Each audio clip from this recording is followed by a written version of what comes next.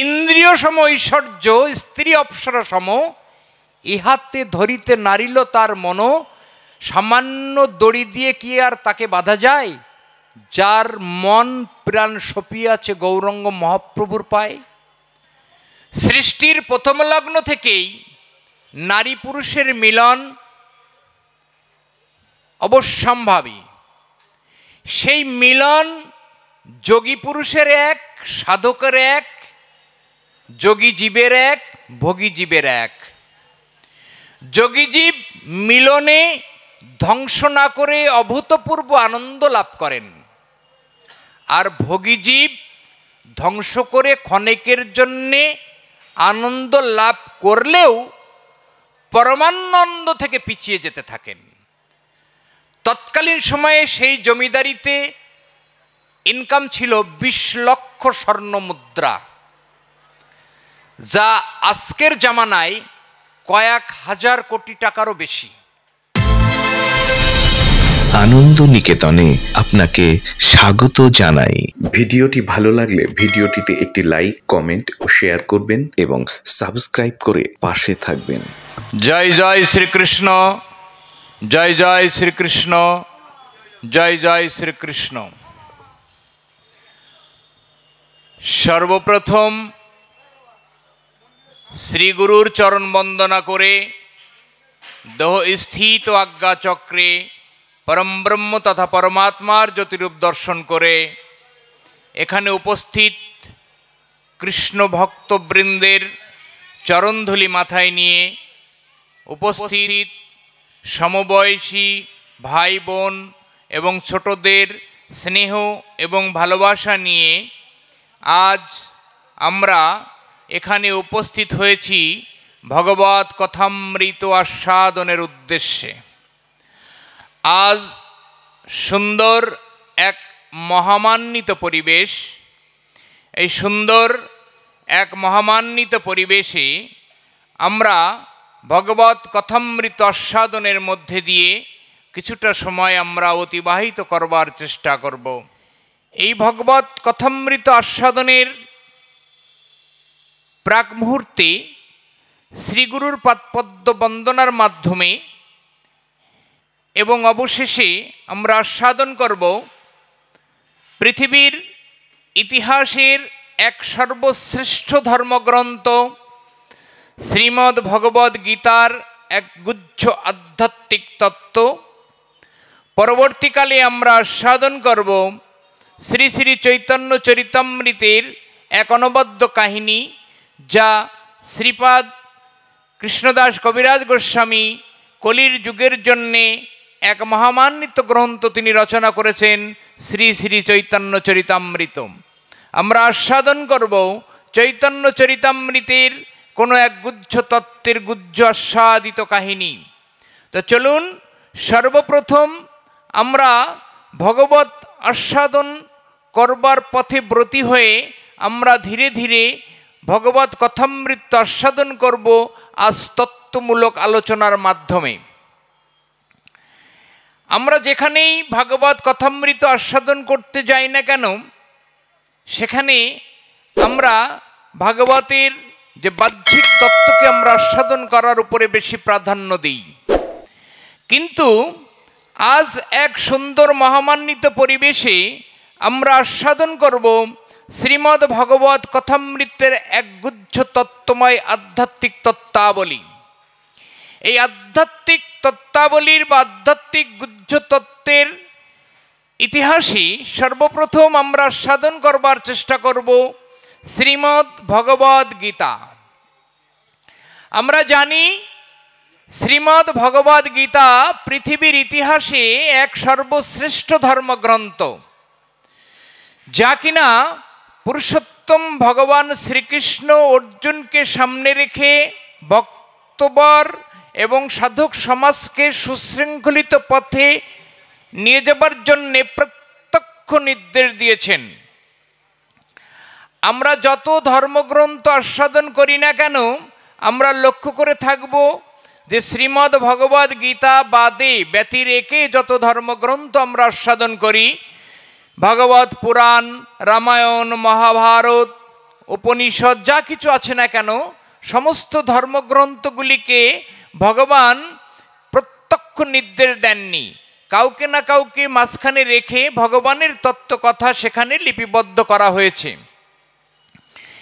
একমাত্র শ্রীমদ্ ভগবদ গীতা ধর্মগ্রন্থখানি পুরুষোত্তম ভগবান অর্জুনকে সামনে রেখে প্রত্যক্ষ নির্দেশ দিয়েছেন আপমার জনসাধারণকে সুনির্দিষ্ট পথে চালিত করবার জন্যে। আমরা যারা গীতা অধ্যয়ন করেছি তারা দেখেছি যে শ্রীমদ্ ভগবদ গীতার মধ্যে 700টি শ্লোক এবং 18টি অধ্যায় বিদ্যমান। এই 700টা শ্লোক এবং 18টা অধ্যায় সমন্বিত শ্রীমদ্ ভগবদ গীতার মধ্যে 4টি কেন্দ্রীয় চরিত্র বিদ্যমান, অর্থাৎ 4 জন ব্যক্তিত্বের কথোপকথনে এই 700টা শ্লোক লিপিবদ্ধ করা হয়েছে। সেই 4 জন ব্যক্তিত্ব হচ্ছে পুরুষোত্তম ভগবান শ্রীকৃষ্ণ, অর্জুন, ধৃতরাষ্ট্র এবং সঞ্জয়। এই 4 জন ব্যক্তিত্বের কথোপকথনে শ্রীমদ্ ভগবদ গীতা স্বয়ং সম্পূর্ণ। এই 700খানা শ্লোকের মধ্যে 574খানি শ্লোক বর্ণনা করলেন ভগবান শ্রীকৃষ্ণ, 85টি শ্লোক বর্ণনা করলেন অর্জুন, 40টি শ্লোক বর্ণনা করলেন সঞ্জয় এবং একটি মাত্র শ্লোক বর্ণনা করলেন ধৃতরাষ্ট্র। এই 574, 85, 40 এবং 1 এর মিলিত সংখ্যা 700। এই 700 শ্লোকের সমন্বয়ে শ্রীমদ্ ভগবদ গীতা 18টা অধ্যায়ের মাধ্যমে স্বয়ং সম্পূর্ণ করা হয়েছে। এই শ্রীমদ্ ভগবদ গীতার উৎপত্তি একটু বিচিত্র। আমরা যারা গীতা অধ্যয়ন করেছি তারা দেখেছি গীতায় 18টা অধ্যায়ের শেষে 18 বার ভগবান অর্জুনকে সামনে রেখে একটি শ্লোকের অবতারণা করলেন। শ্লোকটি ভগবান 18 বার গীতার মধ্যে উল্লেখ যখন করলেন প্রত্যেকটি অধ্যায়ের শেষে, তখন সেই শ্লোকের একটা আলাদা গুরুত্ব বা আলাদা একটা মাধুর্য বা আলাদা একটা দায়িত্ব শ্লোকের মধ্যে বর্তায়। শ্লোকটা হলো অং তৎসদিতি শ্রীমদ্ ভগবদ গীতাসু উপনিষৎসু ব্রহ্মবিদ্যা এবং যোগশাস্ত্র। শ্রীমদ্ ভগবদ গীতার প্রথম অধ্যায় অর্জুনের বিষাদযোগ। এই অর্জুনের বিষাদযোগের মধ্যে 46টি শ্লোক বিদ্যমান আছে প্রথম অধ্যায়ে। এই 46টা শ্লোকের শেষে ভগবান অর্জুনকে লিখলেন অং তৎসদিতি শ্রীমদ্ ভগবদ গীতাসু উপনিষৎসু ব্রহ্মবিদ্যা যোগশাস্ত্রে শ্রীকৃষ্ণ অর্জুন সংবাদে প্রথম অধ্যায় ইতি বিষাদযোগ। এর বাংলা মানে করলে বা সরলীকরণ করলে এটাই দাঁড়ায় অং তৎসদিতি শ্রীমদ্ ভগবদ গীতাসু উপনিষৎসু ব্রহ্মবিদ্যা এবং যোগশাস্ত্র। শ্রীমদ্ ভগবদ গীতা উপনিষদের সার, শ্রীমদ্ ভগবদ গীতা ব্রহ্মবিদ্যা এবং শ্রীমদ্ ভগবদ গীতা যোগশাস্ত্র। শ্রীমদ্ ভগবদ গীতার মধ্যে যে 18টি অধ্যায় বিদ্যমান আছে, এই 18টা অধ্যায় সমন্বিত গীতার প্রত্যেকটি অধ্যায়ের শেষে ভগবান গীতার মধ্যে অবতারণা করলেন শ্রীমদ্ ভগবদ গীতা উপনিষদের সার, শ্রীমদ্ ভগবদ গীতা ব্রহ্মবিদ্যা এবং শ্রীমদ্ ভগবদ গীতা যোগশাস্ত্র। 18টা অধ্যায়ের শেষে 18 বার ভগবান একই শ্লোকের অবতারণা করলেন। মহাজনগণ বললেন, যা আছে বিশ্ব ব্রহ্মাণ্ডে তা আছে দেহরূপ এই ক্ষুদ্র ভাণ্ডে। বিশ্ব ব্রহ্মাণ্ডের যে বৃহৎ রূপ আমরা চর্মচক্ষে দর্শন করি, চন্দ্র সূর্য গ্রহ তারা যা কিছু আমরা দর্শন করি না কেন, সেই বৃহৎ রূপের ক্ষুদ্র সংস্করণ এই দেহরূপ ভাণ্ড। এই দেহরূপ ভাণ্ডটা বৃহৎ ব্রহ্মাণ্ডের এক ক্ষুদ্র সংস্করণ, অর্থাৎ বিশ্ব ব্রহ্মাণ্ডে যা আমরা দেখি, যা আমরা দর্শন করি, যা আমরা তথ্যের মধ্যে দিয়ে পাই, তার প্রত্যেকটি কণাবিন্দু, তার প্রত্যেকটি বৃহৎ রূপের ক্ষুদ্র সংস্করণ এই দেহরূপ ভাণ্ড। মহাজনগণ কীর্তন করলেন, যা আছে বিশ্ব ব্রহ্মাণ্ডে তা আছে দেহরূপ ভাণ্ডে। তো বিশ্ব ব্রহ্মাণ্ডের সব যদি দেহরূপ ভাণ্ডের মধ্যে থাকে, তাহলে সর্বপ্রথম আমরা গীতাকে খুঁজে নেবার চেষ্টা করব এই দেহরূপ ভাণ্ডের মধ্যে। আমরা গীতা যখন দেহরূপ ভাণ্ডের মধ্যে খুঁজে নেবার চেষ্টা করব, গীতার যে 4টি কেন্দ্রীয় চরিত্র বিদ্যমান আছে, পুরুষোত্তম ভগবান শ্রীকৃষ্ণ, অর্জুন, ধৃতরাষ্ট্র এবং সঞ্জয়, এই 4 জন ব্যক্তিত্বকেও আমরা দেহরূপ ক্ষুদ্র ব্রহ্মাণ্ডের রূপ ভাণ্ডের মধ্যে আমরা খুঁজে নেবার চেষ্টা করব। আজ আমরা আস্বাদন করব ভগবত কথামৃতের গুহ্যাতি গুহ্য তত্ত্ব। এই গুহ্যাতি গুহ্য তত্ত্বের মধ্যে আমরা আস্বাদন করবার চেষ্টা করব গীতার এই বৃহৎ রূপ দেহরূপ ভাণ্ডের মধ্যে। পুরুষোত্তম ভগবান শ্রীকৃষ্ণ অর্জুনকে সামনে রেখে কি প্রত্যক্ষ নির্দেশ দিয়েছেন 574টা শ্লোকের মাধ্যমে, সেটিকে আমরা খুঁজে নেবার চেষ্টা করব। আপমার মানুষের, আপমার সাধকের, আপমার প্রত্যেকটি সমাজের চিন্তাশীল ব্যক্তিত্বের সর্বপ্রেক্ষা একটা শ্রেষ্ঠ প্রশ্ন যে মানুষ কেন পৃথিবীতে আসে, এই মানুষ পৃথিবীতে জন্ম নিয়ে কোন কর্মের মধ্যে দিয়ে এগিয়ে গেলে মানুষ পরমাত্ম তত্ত্বের মধ্যে মিলিন হতে পারে। মানুষের এই যে পৃথিবীতে আসার উদ্দেশ্যটা কি, এই পৃথিবীতে আসার প্রাক মুহূর্তে মানুষের অবস্থান কোথায় ছিল, মৃত্যুর পর মানুষ কোথায় গিয়ে স্থিতি লাভ করবে, এটা সাধকশীল সমাজ, আধ্যাত্মশীল ব্যক্তিত্বের এটাই শ্রেষ্ঠ প্রশ্ন। এই প্রশ্নের উত্তর খুঁজতে গিয়ে আমরা গীতার মধ্যে বিভিন্ন জায়গায় ভগবান শ্রীকৃষ্ণের কথোপকথনে এবং অর্জুনের কথোপকথনের মাধ্যমে এই প্রশ্নের উত্তর আমরা খুঁজে পেয়েছি, সেটিকে আজ বুঝে নেবার চেষ্টা করব। চলুন সর্বপ্রথম আমরা ভগবান শ্রীকৃষ্ণ এই দেহরূপ ভাণ্ডের মধ্যে কোথায় আছে আমরা খুঁজে নেবার চেষ্টা করি। আমরা যারা গীতা অধ্যয়ন করেছি একমাত্র তাদের পক্ষেই আজকের এই আলোচনার গুহ্যাতি গুহ্য ভাব, গুহ্যাতি গুহ্য আধ্যাত্মিক তত্ত্ব উপলব্ধ করা খুব সহজ হয়ে উঠবে।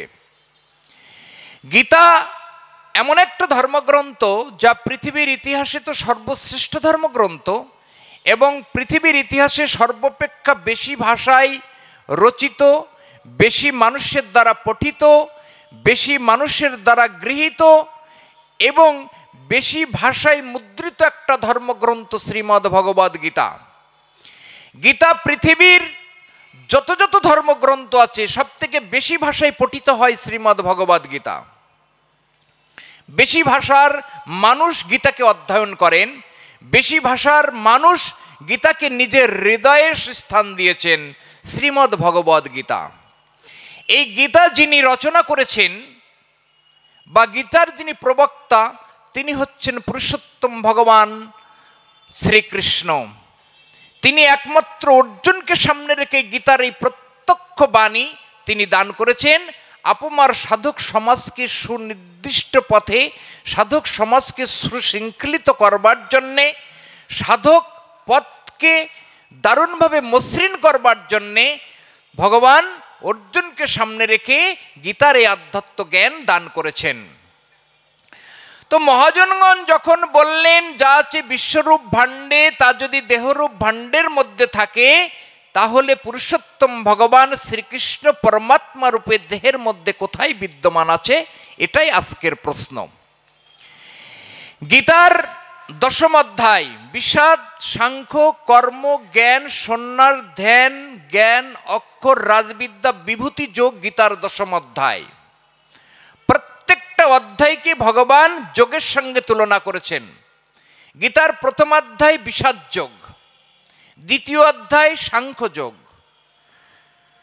বিষাদ, সাংখ্য, কর্ম, জ্ঞান, সন্ন্যাস, ধ্যান, জ্ঞান, অক্ষর, রাজবিদ্যা, বিভূতি, বিশ্বরূপ, ভক্তি, ক্ষেত্র, গুণত্রয়, পুরুষ, দৈবাসুর, শুদ্ধত্রয় এবং শেষ অধ্যায় মোক্ষ যোগ। গীতার প্রত্যেকটি অধ্যায়কে ভগবান শ্রীকৃষ্ণ যোগের সঙ্গে তুলনা করলেন। যোগ শব্দের অর্থ ব্যাকরণ বলছে কোনো কিছুর সঙ্গে কোনো কিছুর সম্পৃক্তিকরণ। যোগ শব্দের অর্থ কোনো কিছুর সঙ্গে কোনো কিছুর মিলন। যোগ শব্দে কোনো কিছুর সঙ্গে কোনো কিছু মিলিয়ে দেওয়াকে বোঝায়। যোগ শব্দের আরো গুজ্জাতিগুজ্জ আধ্যাত্মিক ব্যাখ্যা আছে। তো এখানে আমরা যোগ শব্দে এটাই বুঝি যে কোনো কিছুর সঙ্গে কোনো কিছুর মিলনকে বোঝায় যোগ। ভগবান গীতার 10ম অধ্যায় বিভূতি যোগ 20 নম্বর শ্লোকে অর্জুনকে বললেন, অহম আত্মা গুড়াকেশ সর্বভূত স্থিত অহমাদি চন্ত চ মধ্যভূতানাম এবচ। গীতার বিভূতি যোগে 10ম অধ্যায়ের 20 নম্বর শ্লোকে ভগবান এবং অর্জুনের কথোপকথনে ভগবান অর্জুনকে বললেন, হে অর্জুন, অহম আত্মা গুড়াকেশ সর্বভূত স্থিত অহমাদি চন্ত চ মধ্যভূতানাম এবচ। এর সরলীকরণ করলে বাংলা মানে এটাই দাঁড়ায়, ভগবান অর্জুনের কথোপকথনে গীতার 10ম অধ্যায় বিভূতি যোগের 20 নম্বর শ্লোকে ভগবান অর্জুনকে বললেন, হে অর্জুন, অহম আত্মা, আমি আত্মা। হে গুড়াকেশ, এখানে ভগবান অর্জুনকে গুড়াকেশ নামে ভূষিত করলেন। হে গুড়াকেশ, অহম আত্মা সর্বভূতাশয় স্থিত, অর্থাৎ সমগ্র জীবের মধ্যে আমি স্থিত আছি, সমগ্র ভূতাশয় স্থিত। অহম আদি, আমি আদি। অহম অন্ত, আমি শেষ। অহম মধ্য, আমি মধ্য, আমি মধ্যভাগ। ভূতানাম এবচ, আমি সমগ্র জীবের আদিভাগ, আমি সমগ্র জীবের অন্তভাগ এবং আমি জীবের মধ্যভাগ। মহাজনগণ বললেন, জীবের আদিতে যদি ভগবান থাকে, আত্মা রূপে দেহের মধ্যে বিরাজমান থাকে, পরমাত্মা রূপে দেহের মধ্যে অধিষ্ঠিত থাকে ভগবান শ্রীকৃষ্ণ যিনি, তিনি জীবের আদি অবস্থা, অর্থাৎ জন্মানোর সঙ্গে সঙ্গেই আত্মা রূপে দেহের মধ্যে ভগবান শ্রীকৃষ্ণ বিরাজমান। জীবের জীবদ্দশা অর্থাৎ মধ্যবর্তী অবস্থাটাও আমি এবং জীবের মৃত্যুর সময়ও আমি। এই যে দেহটা আছে, এটা 24খানা তত্ত্ব নিয়ে দেহখানা গড়ে উঠেছে। 24খানা অনৈসর্গিক আর একটা দিব্য উপকরণ নিয়ে দেহখানা গড়ে উঠেছে। মহাজনগান কীর্তন করলেন, এই দেহখানা কর নিরীক্ষণ, 24 তত্ত্বে দেহখানা হয়েছে গঠন। পঞ্চভূত ষড়রিপু একত্রে করিয়া, 10 ইন্দ্রিয় তাহার মধ্যে লহ ধরিয়া, বুদ্ধি সহ অহংকার মন, এই 24খানা তত্ত্বে দেহখানা হয়েছে গঠন। সহস্রায় আছে সহস্রেক দল, ভুরুযুগলের মাঝখানে আজ্ঞা দ্বিদল, কণ্ঠমূলে আছে 16 দল, হৃদয় দেশে আছে দাদার দল, নাভিমূলে আছে 10ম দল, লিঙ্গমূলে আছে 16 দল, নাভির নিচে লিঙ্গের শেষে আছে 4 দল। মূলাধার 4 দলে কুলকুণ্ডলিনী সর্পাকারে জীবাত্মাকে সাথে নিয়ে হয়ে আছে অচেতন। গুরুদত্ত মন্ত্র বীজে কুলকুণ্ডলিনীকে জাগাবে নিজে, ষোড়পদ্ম শিরে ধরি করো আরোহণ। স্বাধিষ্ঠান লিঙ্গমূলে চন্দ্র সাধে চন্দ্র চূড়ে, নাভিপদ্ম মণিপুরে রাধাকুণ্ড সুশোভন। হৃৎপদ্ম অনাহাতে শ্যামকুণ্ডকে পাবে দেখিতে, কণ্ঠদল 16 মূলে অপ্রাকৃত লীলা দোল এবং ঝুলন। ইড়া পিঙ্গলা সুষুম্না 3 নারীর 3 নমুনা, গঙ্গা সরস্বতী যমুনা ধারা বহে অনুক্ষণ। আজ্ঞাচক্র দ্বিদল মূলে 3 ধারা এসে মেলে, এই স্থানে করো অবগাহন। তাহারই উপরে সহস্রায় রায় এবং কানুর যুগল মিলন। জয় জয় নিতাই গৌর প্রেমানন্দে হরিবল। তাহলে মহাজনগণ বললেন, এই মানব দেহ কর নিরীক্ষণ, 24 তত্ত্বে দেহখানা হয়েছে গঠন। পঞ্চভূত ষড়রিপু একত্রে করিয়া, 10 ইন্দ্রিয় তাহার মধ্যে লহ ধরিয়া, বুদ্ধি সহ অহংকার মন, 24 তত্ত্বে দেহখানা হয়েছে গঠন। সহস্রার মধ্যে সহস্রক দল, ভ্রুযুগলের মাঝখানে পদ্ম দ্বিদল, কণ্ঠমূলে 16 দল, বক্ষযুগলের মাঝে 12 দল, নাভিমূলে 10ম দল, লিঙ্গমূলে 16 দল, তাহার নিচেই আছে 14 দল। নাভির নিচে আছে এক সরোবর, 8 দল পদ্ম আছে তাহার ভিতর। এই 8 দল পদ্মের নভিমূলের সরোবরের জল যদি শুকিয়ে যায়, তাহার দ্বারাই ভজন তত্ত্ব নাহি হয়। মহাজনগণ বললেন, নাভির নিচে আছে এক সরোবর, অষ্টদল পদ্ম আছে তাহার ভিতরে নারী আছে 3.5 কোটি, 3.5 কোটি নারীর মধ্যে 72,000 নারী আছে আটি, 72,000 নারীর মধ্যে 700 প্রধান, 700-এর মধ্যে 24 সর্বপ্রধান, 24-এর মধ্যে প্রধান 3, ইড়া পিঙ্গলা সুষুম্না প্রবীণ। বাম নাসিকায় ইড়া, দক্ষিণ নাসিকায় পিঙ্গলা, মধ্যিখানে সুষুম্না নারী প্রবাহিত হইলা। সুষুম্না নারীর মধ্যে আর এক নারী হয়, তাহাকে ব্রহ্ম নারী কয়। মহাজনগণ ব্রহ্ম নারীর উপরে প্রভাব বিস্তার করে পরমাত্ম তত্ত্বের দর্শন প্রাপ্ত হয়। ব্রহ্মরন্ধ্র হইতে এক অমৃত রস ঝরে পড়ে। এই জিহ্বাকে উল্টিয়ে কেউ যদি সেই রসকে ধরিতে পারে তবে এই দেহখানা অটল হয়ে যায়। সকলে বদন ভরে একবার হরি গুণ কীর্তন গায়, জয় জয় নিতাই গৌর প্রেমানন্দে হরি বল। এই যে শ্লোক আমরা আস্বাদন করলাম, এই শ্লোকের মধ্যে আছে আধ্যাত্মিকতার গুচ্ছ এবং নিগুড় তত্ত্বরস। মহাজনগণ বললেন 24খানা তত্ত্ব নিয়ে দেহখানা গড়ে উঠেছে। পঞ্চভূত, ষড়রিপু, 10 ইন্দ্রিয়, মন, বুদ্ধি এবং অহংকার। পঞ্চভূত কি? মহাজনগণ বলছেন জল, মাটি, বায়ু, অগ্নি, আকাশ। এই পঞ্চতত্ত্ব আর 10 ইন্দ্রিয়, এই দেহটাকে কর্মক্ষম করবার জন্য 5টি কর্ম ইন্দ্রিয় আর 5টি জ্ঞানেন্দ্রিয় বিদ্যমান। এই 10টা ইন্দ্রিয় হচ্ছে চক্ষু, কর্ণ, নাসিকা, জিহ্বা, ত্বক, পদ, পানি, পায়ু, উপস্থ এবং লিঙ্গ। এই 10টা ইন্দ্রিয় এই দেহকে চালিত করে। আর আছে ষড়রিপু, কাম, ক্রোধ, লোভ, মোহ, মদ এবং মাৎসর্য।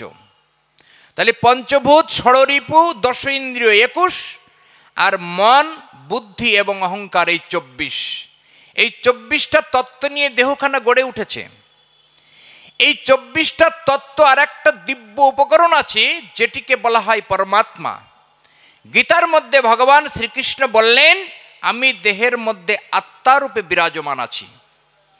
তাহলে ভগবান যে দেহের মধ্যে আত্মারূপে বিরাজমান আছেন, কোথায় আছেন? ভগবান দেহের মধ্যে আত্মারূপে বিরাজমান আছেন, কোথায় আছেন? আধ্যাত্মিক চিন্তাশীল ব্যক্তিগণ গুরুর স্পর্শ করলে তার আধ্যাত্মিক চেতনার দ্বারাই, গুরুর আধ্যাত্ম সাধন পথকে অবলম্বন করে গুরুর আধ্যাত্মিক সাধনার দ্বারাই, এবং ভগবান শ্রীকৃষ্ণ এবং অর্জুনের কথোপকথনে এই দেহের মধ্যে পুরুষোত্তম ভগবান কোথায় আছেন তা অবলোকন করা যায়। গীতার 15 অধ্যায় বিষাদ, সাংখ্য, কর্ম, জ্ঞান, সন্ন্যাস, ধ্যান, জ্ঞান, অক্ষর, রাজবিদ্যা, বিভূতি, বিশ্বরূপ, ভক্তি, ক্ষেত্র, গুণোত্তরায়, পুরুষোত্তম যোগে 15তম অধ্যায়ে 20, 21 এবং 22 নম্বর শ্লোকে ভগবান অর্জুনকে বললেন খরচ অক্ষর চদু ইমৌ পুরুষস্মিন লোকে সর্বাণি ভূতানি খর কুটস্থ অক্ষর উচ্চতে অন্যত উত্ত পুরুষত্ব পরমাত্মা ইতি উদাহত অয়ম লোকম ত্রয়োদস্য ক্ষত্রতম বিভর্তি। হে অর্জুন, এই যে দেহটা এটা খর পুরুষের অন্তর্গত। এই যে দেহটা এটাকে খর পুরুষের অন্তর্গত, অর্থাৎ খর শব্দটাও এসেছে ব্যাকরণের ক্ষয় শব্দ থেকে। ক্ষয় শব্দের অর্থ হলো যা ধ্বংস হয়। এই যে দেহটা এটিটা প্রতিটা মুহূর্তে পরিবর্তনশীল এবং একটা সময়ে তার ক্ষয় অনিবার্য। এই দেহটা পিতা এবং মাতার কোনো এক মধুর মুহূর্তে পিতা তার বীর্যস্খলনের মাধ্যমে মাতার গর্ভে এই দেহটা ধীরে ধীরে প্রশমিত হয়েছেন। সেই দেহটা বাড়তে বাড়তে বাড়তে একসময় জন্ম, তারপর কৈশোর, তারপর যৌবন, তারপর মৃত্যু, একসময় দেহটা বিলীন। সেই কারণের জন্যে মহাজনগণ বললেন এই দেহটা খর পুরুষের অন্তর্গত। এই দেহের মধ্যে যিনি অবস্থান করছেন আত্মা রূপে তিনি অক্ষর পুরুষের অন্তর্গত। অক্ষর শব্দটা এসেছে ব্যাকরণের অক্ষয় শব্দ থেকে, যা ক্ষয় প্রাপ্ত হয় না বা যা বিনাশ প্রাপ্ত হয় না। গীতার দ্বিতীয় অধ্যায় সাংখ্যযোগে আত্মা সম্পর্কে ভগবান শ্রীকৃষ্ণ অর্জুনকে বিভিন্নভাবে বলেছেন। এই আত্মাকে কখনো জল দ্বারা সিক্ত করা যায় না, আত্মাকে কখনো অস্ত্র দ্বারা ছেদন করা যায় না। আমরা যেমন পুরাতন বস্ত্রকে ত্যাগ করি, আত্মা তেমন একটা দেহ ত্যাগ করে অন্য দেহকে ধারণ করেন। তাহলে দেহটা যদি ক্ষয়পুরুষের অন্তর্গত হয়, আর দেহের মধ্যে যে পুরুষোত্তম পরমাত্মা আত্মারূপে আছেন তিনি অক্ষয় পুরুষের অন্তর্গত। গীতার 15তম অধ্যায়ে ভগবান শ্রীকৃষ্ণ অর্জুনকে বললেন, খরচ অক্ষরচ দুমেও পুরুষস্মিন লোকে। এই যে পৃথিবী লোকে যত পুরুষ বা যত জীব লক্ষ্য করা যায়, প্রত্যেকটা খর পুরুষের অন্তর্গত। খরচ অক্ষরচ দুইমও পুরুষস্মিন লোকে সর্বাণী ভূতানি খর, অর্থাৎ সমস্ত জীব সকল খর পুরুষের অন্তর্গত। আর এই জীব সকলের মধ্যে যিনি আত্মারূপে আছেন তিনি অক্ষর পুরুষের অন্তর্গত। আর এই অক্ষর পুরুষের মধ্যে যিনি পুরুষোত্তম রূপে আছেন তিনি হচ্ছেন আমি। ভগবান শ্রীকৃষ্ণ অর্জুনকে বললেন। তাহলে দেহটা খর পুরুষ, আর দেহের মধ্যে অক্ষয় পুরুষ যা আছে তা আত্মা, আর দেহের মধ্যে যিনি অবিনাশী সত্তা পরমাত্মা রূপে আছেন তিনি পরমাত্মা।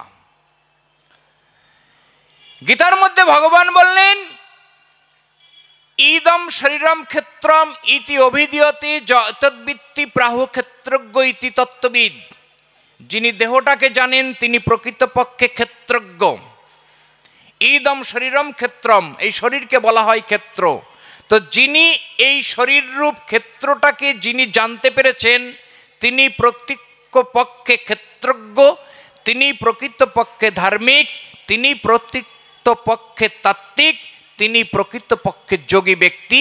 গীতার 13 অধ্যায়ে ক্ষেত্র ক্ষেত্রজ্ঞ বিভাগ যোগে ভগবান শ্রীকৃষ্ণ অর্জুনকে এই কথা প্রকাশ করলেন। তাহলে ধর্মকে যদি জড়িয়ে ধরতে হয় বা ধর্মকে যদি নিজের জীবন দর্শনে প্রয়োগ করতে হয়, ধর্মকে যদি নিজের জীবনের ক্ষেত্রে প্রয়োগ করতে হয়, তাহলে সর্বপ্রথম এই দেহকে সবার আগে জানার প্রয়োজন।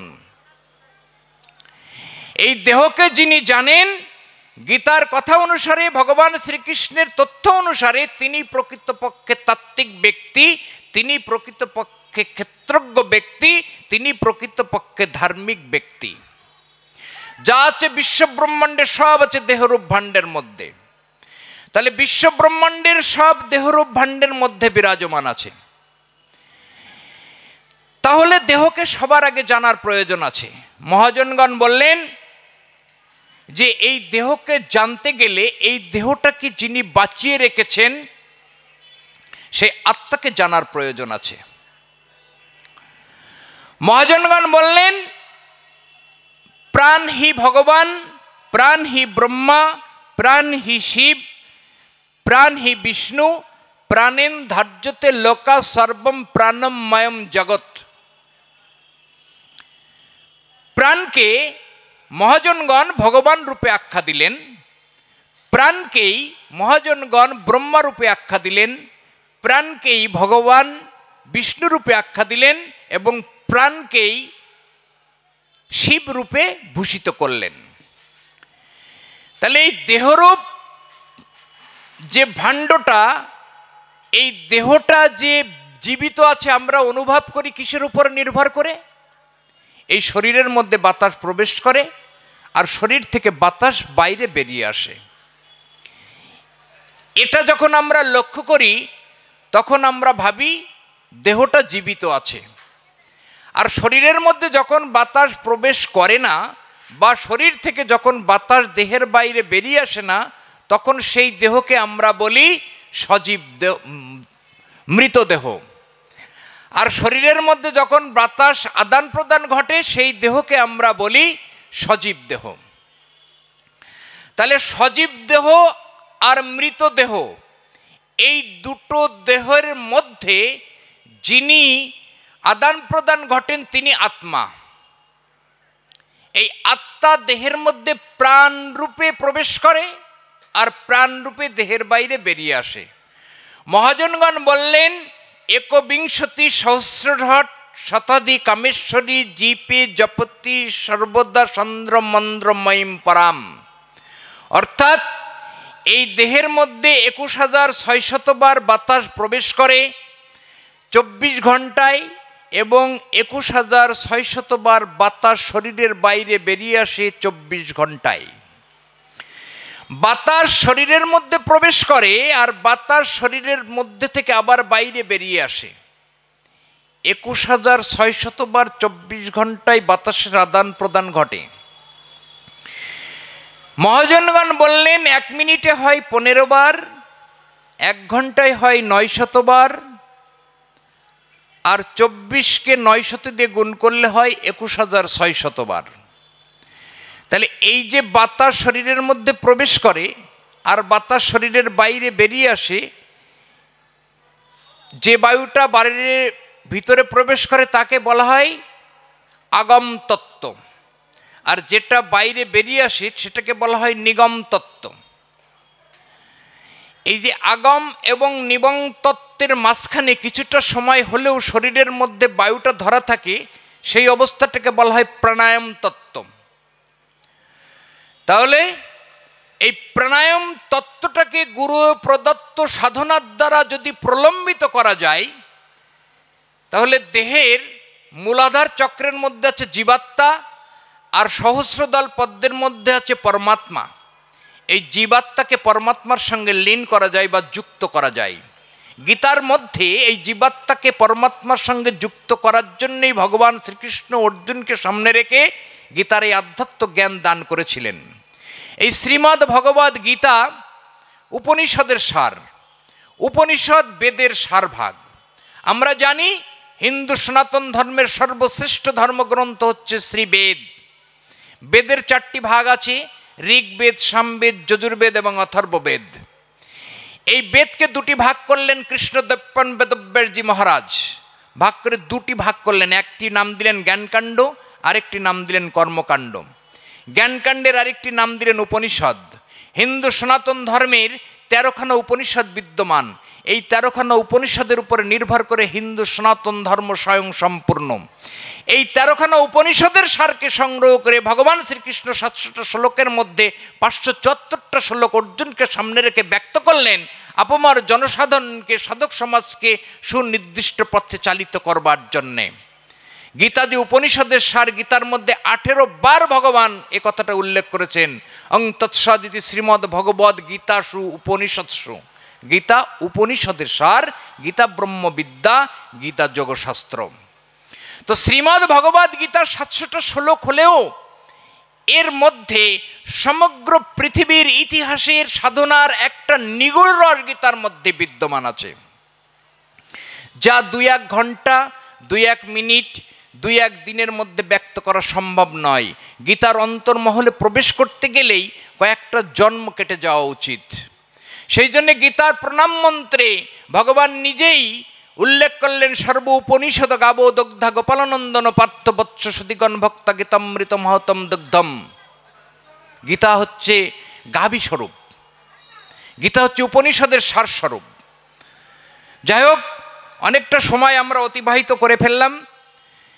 তো গীতার আরেকটু হলেও আমরা এর মধ্যে প্রবেশ করে ভগবান শ্রীকৃষ্ণ গীতার মধ্যে যে পরমাত্মা রূপে দেহের মধ্যে বিরাজমান আছেন আমরা বুঝে নেবার চেষ্টা করব বা বুঝে নেবার চেষ্টা করলাম।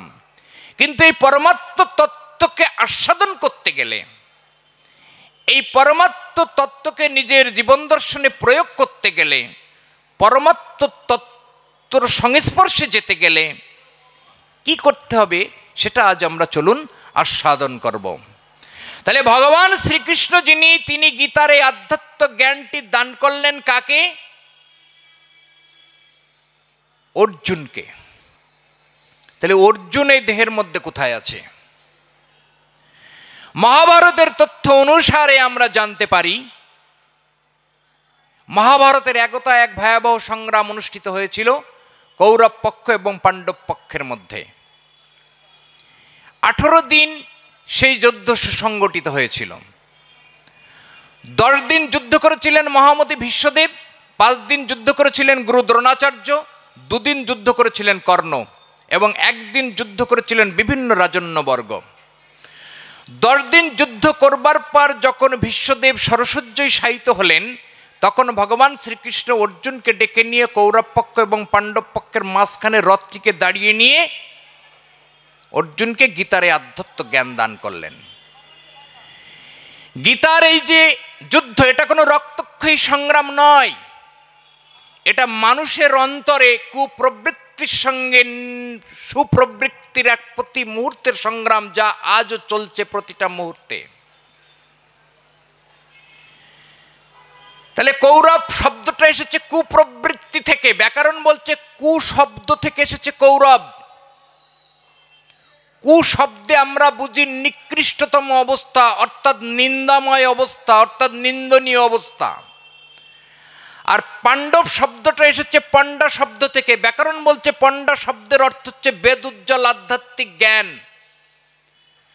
তাহলে কু শব্দ থেকে এসেছে কৌরব, আর পণ্ডা শব্দ থেকে এসেছে পাণ্ডব। তাহলে কু শব্দে যদি সদ্গুণাবলী হয়, তাহলে পাণ্ডব শব্দে সদ্গুণাবলী। তাহলে সদ্গুণাবলীর সঙ্গে অসদ্গুণাবলীর এক সংগ্রাম।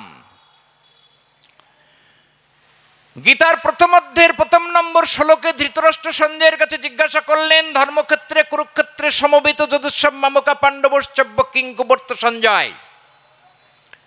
ধৃতরাষ্ট্র একটি মাত্র শ্লোক বর্ণনা করেছিলেন গীতার মধ্যে।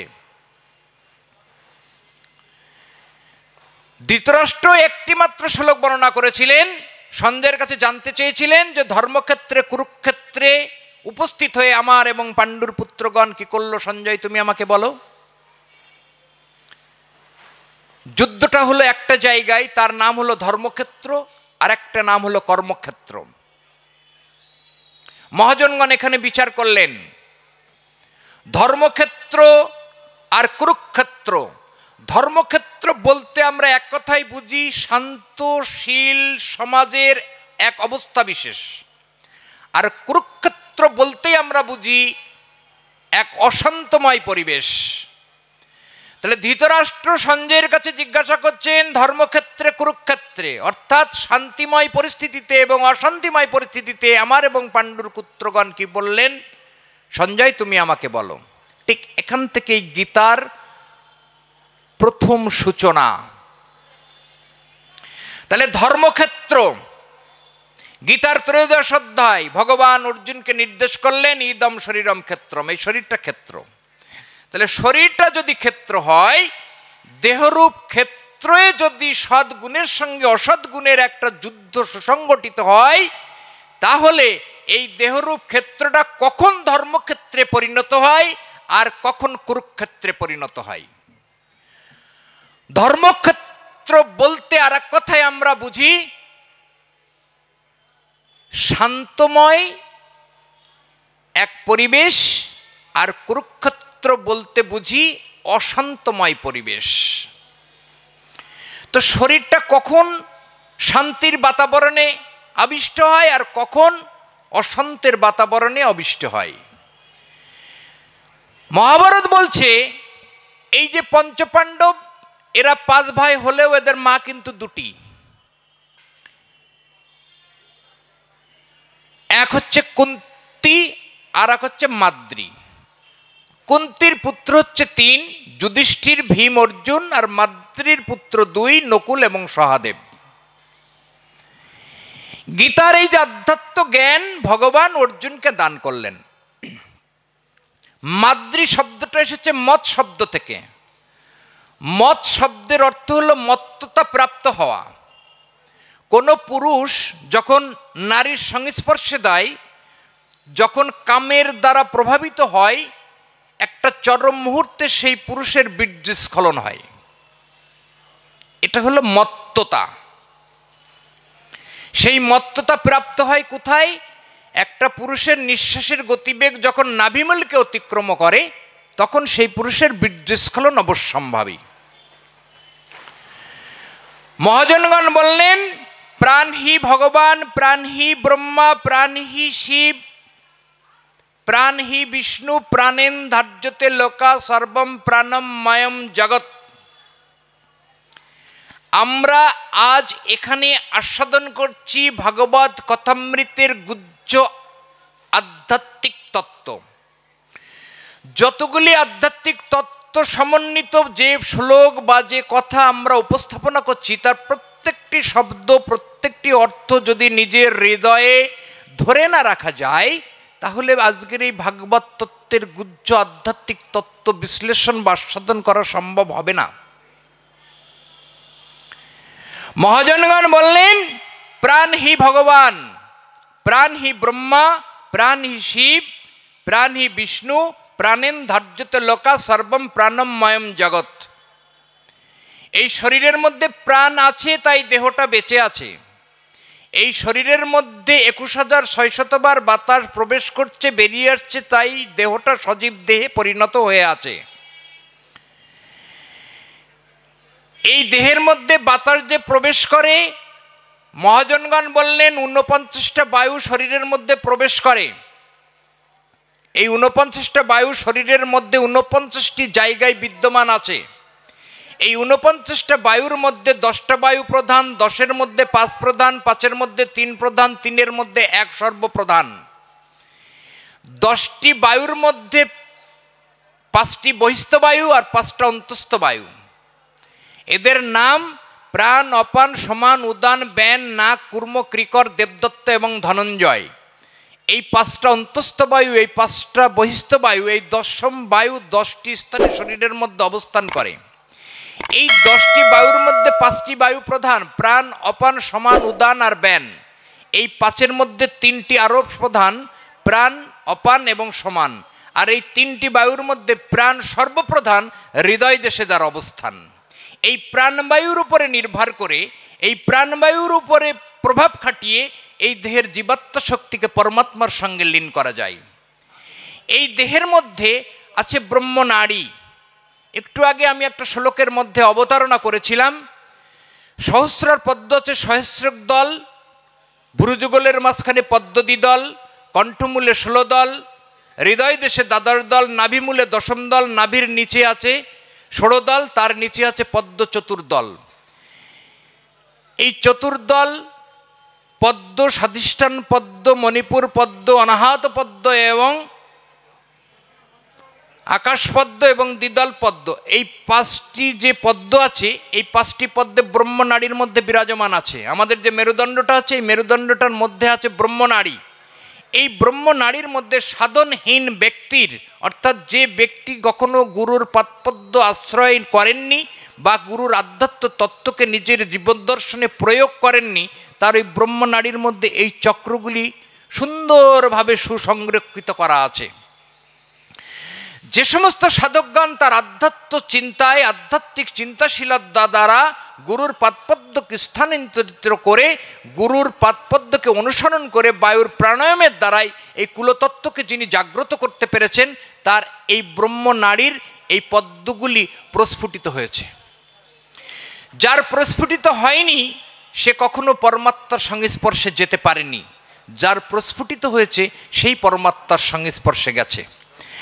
আজ এই সুন্দর এক মহামান্বিত পরিবেশের মধ্যে দিয়ে কথা প্রসঙ্গে আরেকটি কথা আমরা আস্বাদন না করেই পারছি না, যে ইতিমধ্যে আমরা একটা যে কথা আমরা শুনতে পাচ্ছি, মহাকুম্ভ মেলা। এই মহাকুম্ভ মেলা পৃথিবীর প্রত্যেকটা ব্যক্তিবর্গ, প্রত্যেকটা সাধক সমাজ, প্রত্যেকটা আধ্যাত্ম সমাজ, পৃথিবীর প্রত্যেকটা চিন্তিত উন্নতশীল ব্যক্তিকে হিলিয়ে দিয়েছে, অর্থাৎ নাড়িয়ে দিয়েছে। আমরা জানি ঠিক অতি রিসেন্ট, অল্প দিন, অর্থাৎ জানুয়ারি মাসের 13 তারিখ থেকে ফেব্রুয়ারি মাসের 27 তারিখ পর্যন্ত প্রয়াগরাজে মহাকুম্ভ মেলা অনুষ্ঠিত হচ্ছে।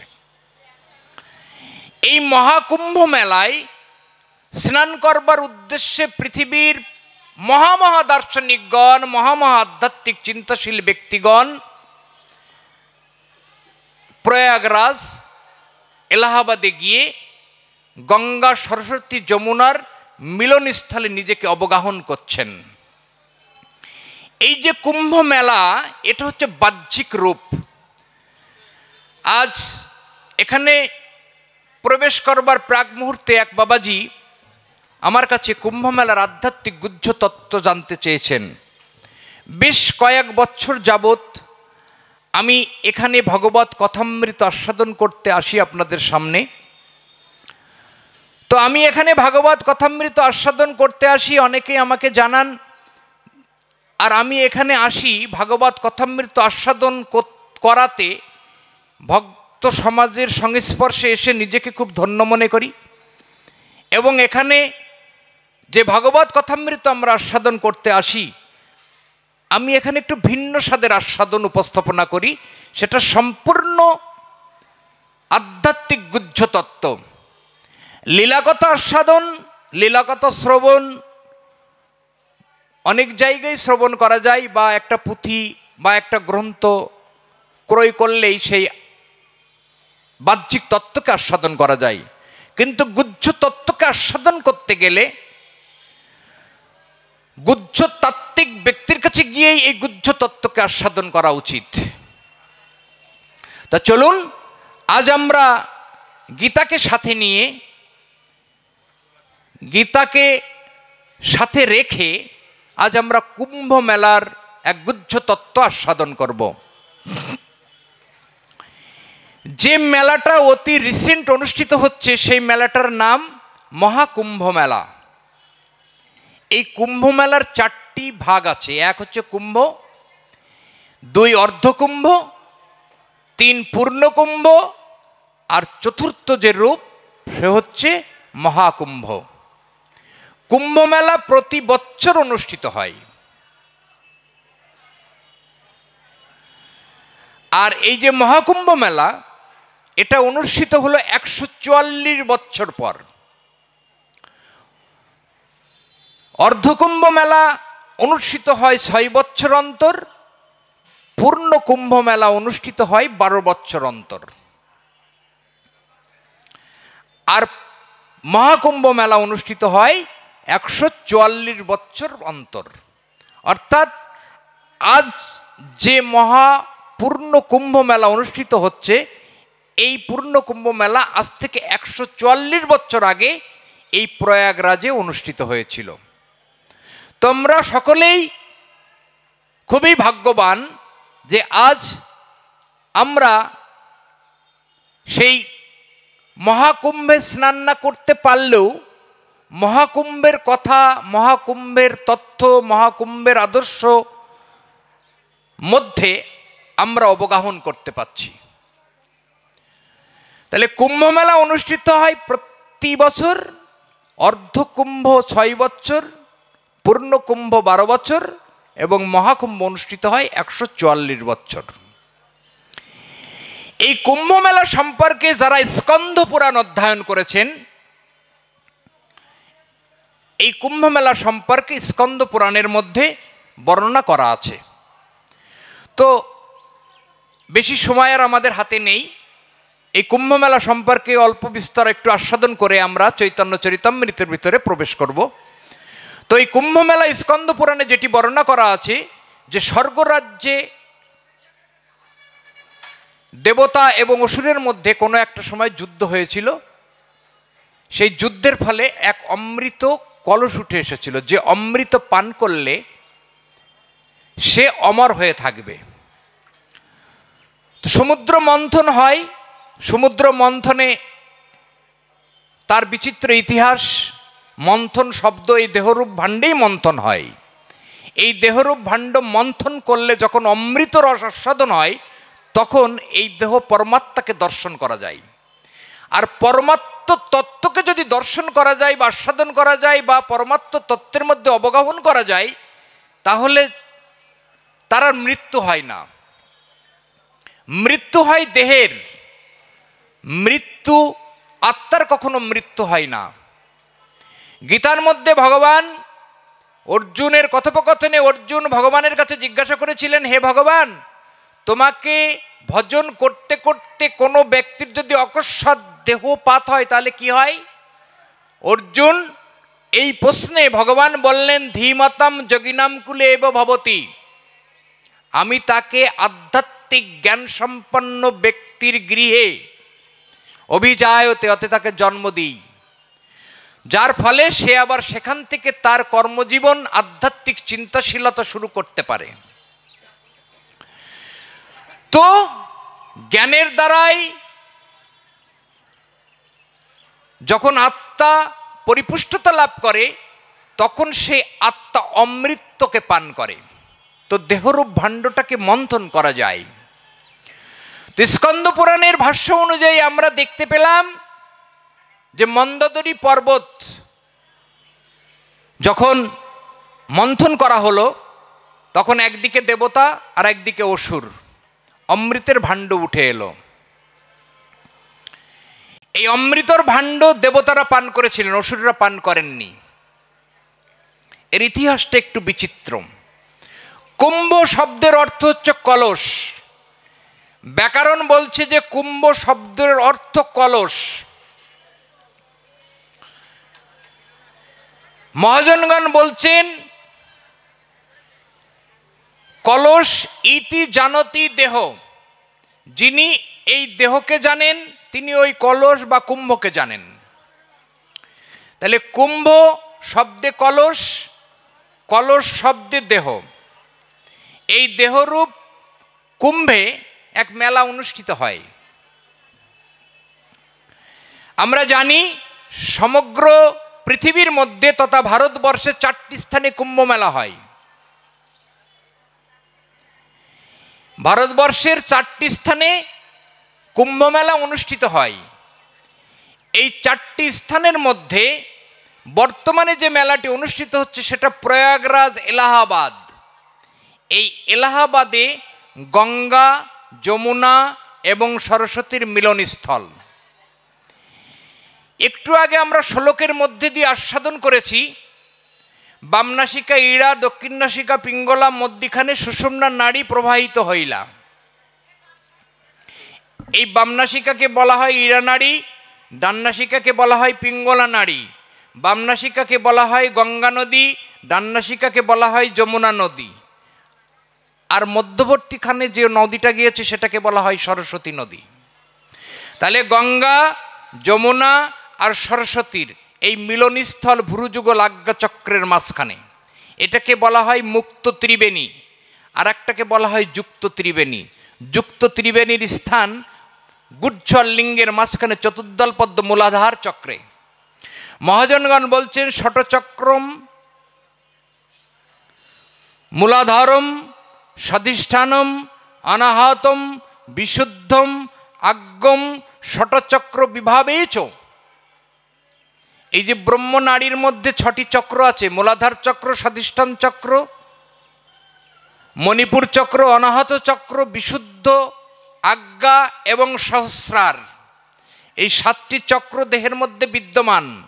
এই 7টি চক্রের মধ্যে 6টা চক্রের উপরে সাধক প্রভাব বিস্তার করেন। এই 6টি চক্রের প্রধান যে চক্র সেটি হলো মূলাধার চক্র, গুজ্জ্বল লিঙ্গের মাঝখানে চতুর্দল তত্ত্ব মূলাধার চক্রে। এখানে মৃত্তিকা তত্ত্বের স্থান, তার একটু উপরে লিঙ্গমূল ষড়দল পদ্ম জলতত্ত্বের স্থান, তার একটু উপরে নাভিমূল মণিপুর চক্র তেজতত্ত্বের স্থান, তার একটু উপরে হৃদয়দের দ্বাদশ দল পদ্ম বায়ুতত্ত্বের স্থান, তার একটু উপরে কণ্ঠমূল 16 দল পদ্ম আকাশতত্ত্বের স্থান, তার একটু উপরে হৃদ আজ্ঞাচক্র দ্বিদল পদ্মের স্থান, আর এখানে সহস্রার। তাহলে ভগবান অর্জুনকে গীতার আধ্যাত্ম তত্ত্ব জ্ঞান দান করেছিলেন।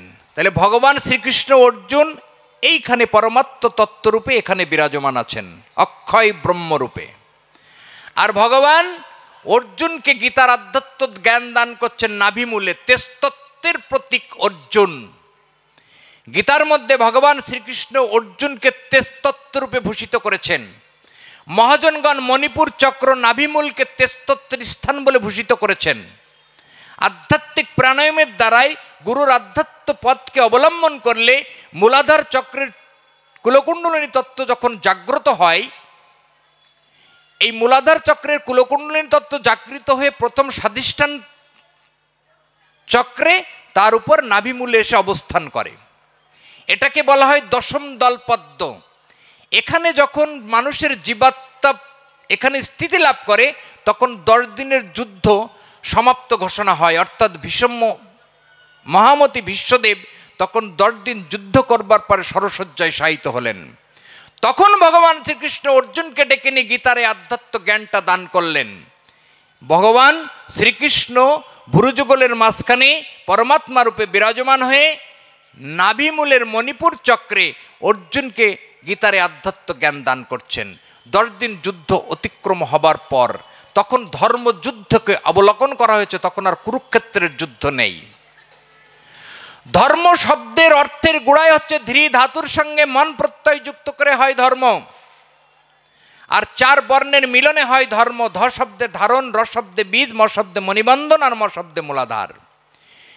যিনি পুরুষত্ব তত্ত্ব ব্রহ্ম তত্ত্বকে দেহের মধ্যে ধারণ করতে পেরেছেন তিনি প্রকৃতপক্ষে ধার্মিক ব্যক্তি, আর যিনি ধারণ করতে পারেননি তিনি প্রকৃতপক্ষে অধার্মিক ব্যক্তি। তাই মহাজনগণ কথা কীর্তনের মাধ্যমে বললেন, যেজন রক্ষা করে পিতৃধন সেজন বাপের বেটা বিচক্ষণ, যেজন ক্ষয় করে পিতৃধন সেজন অধম হতে অভাজন। পিতৃধনের উপরে হরিধন বিরাজ করে, লয়ে রাশেশ্বরী রাসবিহারী মহারাস করে। গৌর এসো, নিত এসো, অদ্বৈত এসো, এসো বলি তোমরা আসরেতে ডাকো, আগে তো তার আসনখানা ঠিক করে রাখো। পিতৃধনের উপরে আসন তার, ইহাই শাস্ত্র এবং আধ্যাত্মিক গুণাবলী এবং মহাজনের বিচার। অটল বিনা টলের কার্য ইহা নয়, এই জন্য সাধুসঙ্গ করিতে হয়। এই সাধুসঙ্গের রেশ ধরিয়া মহাপ্রভু স্বরূপ রায় রামানন্দরে পুছিল চৈতন্য চরিতামৃতের মধ্যখণ্ডে 8ম লীলায়। সেই কারণে রায় রামানন্দ রায় সাধ্য সাধন তত্ত্ব বর্ণিল। সাধ্যবস্তু রাধাকৃষ্ণ, তাকে করিতে প্রাপ্ত একমাত্র সাধন পথ করো অবলম্বন। তাহলে পিতৃধন যেদিন রক্ষা করতে পেরেছেন তিনি প্রকৃতপক্ষে বাপের বেটা। মহাজনগণ বলছেন, যিনি পিতৃধনকে রক্ষা করতে পারেননি তিনি অধম অভাজন। এই পিতৃধনের উপরে হরিধন বিরাজ করে। শরীরে ব্রহ্মবস্তু যখন শরীরের মধ্যে আমরা যে খাবারটা খাই সেই খাবারটা 5 দিন পর রস, রস রক্ত, রক্ত মাংস, মাংস মেদ, মেদ মজ্জা, মেদ থেকে বীর্যে পরিণত হয়। তাহলে আমরা যে খাবারটা খাই সেই খাবারটা বীর্যে পরিণত হতে বেশ কয়েকটা দিন সময় নেয়। এই যে বীর্য 8ম ধাতুর আশ্রয়স্থল, তাই ভগবান শ্রীকৃষ্ণ 8ম গর্ভের সন্তান। কোনো ব্যক্তি যদি ক্রমান্বয়ে 28 দিন বীর্য সংরক্ষণ করতে পারে, বীর্য ওজধাতুতে পরিণত হয়। আর ওজধাতু হচ্ছে 8ম ধাতুর আশ্রয়স্থল। এই জন্য ভগবান শ্রীকৃষ্ণ 8ম গর্ভে জন্ম লাভ করেছেন। ওজধাতুর আশ্রয়স্থল। তো বীর্য সংরক্ষণ করা হিন্দু সনাতন ধর্মের আধ্যাত্মিক চিন্তায় চেতনার পথের এক মূল আধ্যাত্মিক তথ্য। মহাজনকার কীর্তন করেছেন, দুর্বোধ্য যত সমস্ত কথা ধর্মগ্রন্থ সব গল্পের চলে, আধ্যাত্ম তত্ত্বকে সঙ্গোপনে রাখিয়া ঋষিরা সব গিয়াছেন বলে। যত সমস্ত ধর্মগ্রন্থ আছে সমস্ত সব গল্পের আকারে লিপিবদ্ধ করা হয়েছে, কিন্তু তার আধ্যাত্মিক গুহ্য তত্ত্বকে সঙ্গোপনে রেখে ঋষিরা সেই আধ্যাত্মিক তত্ত্বকে কীর্তন করে গেছেন। তাহলে ভগবান শ্রীকৃষ্ণ অর্জুনকে গীতারে আধ্যাত্ম তত্ত্বটা দান করছেন। তাহলে ভগবান শ্রীকৃষ্ণ অর্জুনকে গীতার যে তত্ত্ব দান করছেন, অর্জুন কোথায়? নাভিমূলে দাঁড়িয়ে। তেজতত্ত্বের প্রতীক অর্জুন। এই পঞ্চতত্ত্বের এক তত্ত্ব অদ্বৈতাচার্য, যিনি চৈতন্য লীলায় গৌরাঙ্গ মহাপ্রভুকে ভগবান শ্রীকৃষ্ণ এবং রাধারানীর ভাবে বিভাবিত হয়ে গৌরাঙ্গ মহাপ্রভুকে গঙ্গা জলে নাভিমূলে দাঁড়িয়ে তিনি আহ্বান করেছিলেন। এই হচ্ছে তেজতত্ত্বের স্থান, এটাই হচ্ছে আসন। আমরা যে ভাগবত কথামৃত আস্বাদন করি না, আমরা জানি না যে ভাগবত কথামৃত আস্বাদন করতে গেলে কোন অবস্থার মধ্যে দিয়ে যেতে হয়। গীতার মধ্যে ভগবান শ্রীকৃষ্ণ অর্জুনকে বললেন, আধ্যাত্মিক তত্ত্বকে আস্বাদন করতে গেলে সর্বপ্রথম তোমাকে যেটি করতে হবে সেটি আসনকে জিততে হবে। আমরা যে আসনে অবলম্বন করে বেঁচে থাকি বা বসে থাকি সেই আসনকে অবলম্বন করতে হবে যথাযুক্তভাবে। জিত আসন, জিত শ্বাস, জিত সঙ্গ, এটা ভাগবত আস্বাদনের মূল অন্তরায়। গীতার মধ্যে বিষাদ, সাংখ্য, কর্ম, জ্ঞান, সন্ন্যাস, ধ্যানযোগ ৬ষ্ঠ অধ্যায়ের ১১ নম্বর শ্লোকে ভগবান শ্রীকৃষ্ণ আসনের কথা বললেন অর্জুনকে। বিষাদ, সাংখ্য, কর্ম, জ্ঞান, সন্ন্যাস, ধ্যানযোগ গীতার ৬ষ্ঠ অধ্যায় ১১ নম্বর শ্লোকে ভগবান শ্রীকৃষ্ণ অর্জুনকে বললেন, শুচৌ দেশে প্রতিষ্ঠাপ্য স্থির আত্ম আসনম, না অতি উচ্চতম না অতি নিচম। শুচৌ দেশে প্রতিষ্ঠাপ্য, অর্থাৎ সূচিময় দেশে প্রতিষ্ঠা করো আসন। ন অতি উচ্চতম, মানে না উঁচু জায়গা না নিচু জায়গা। তাহলে দেহের মধ্যে উঁচু না নিচু না এরম একটা জায়গা আছে যেটা নাভিমূল, এখানে আসন পাতার কথা বলেছেন। বাতাসের গতিপথ নাভিমূলকে অতিক্রম করলে বীর্য ধ্বংস অনিবার্য সেই পুরুষের। বাতাসের গতিপথ নাভিমূলের উপরে যদি ধরে রাখা যায় তাহলে সেই পুরুষের আর বীর্য ধ্বংস হয় না। নাভিমূলের উপরে বীর্যকে, বায়ুকে ধরে রাখলে সেই পুরুষ যখন নারীর সংস্পর্শে যায় সেই পুরুষের বীর্য ধ্বংস হয় না। গুরুর আধ্যাত্ম সাধনার দ্বারাই, গুরুর আধ্যাত্ম চরণে স্পর্শ করলে এই নিঃশ্বাস প্রশ্বাসের গতিপথকে নাভিমূলের উপরে আটকে রাখা যায়। পুরুষ প্রকৃতির মিলন এটি একটি সামাজিক দায়বদ্ধতা। সৃষ্টির প্রথম লগ্ন থেকেই নারী পুরুষের মিলন অবশ্যম্ভাবী। সেই মিলন যোগী পুরুষের এক, সাধকের এক, যোগী জীবের এক, ভোগী জীবের এক। যোগী জীব মিলনে ধ্বংস না করে অভূতপূর্ব আনন্দ লাভ করেন, আর ভোগী জীব ধ্বংস করে ক্ষণিকের জন্যে আনন্দ লাভ করলেও পরমানন্দ থেকে পিছিয়ে যেতে থাকেন। ভগবান শ্রীকৃষ্ণ অর্জুনকে বললেন, সর্বদারণী সংযম মন ঋদ্ধি নিরুদ্ধ। মহাজনগণ বললেন, এই দেহের মধ্যে 18 মোকাম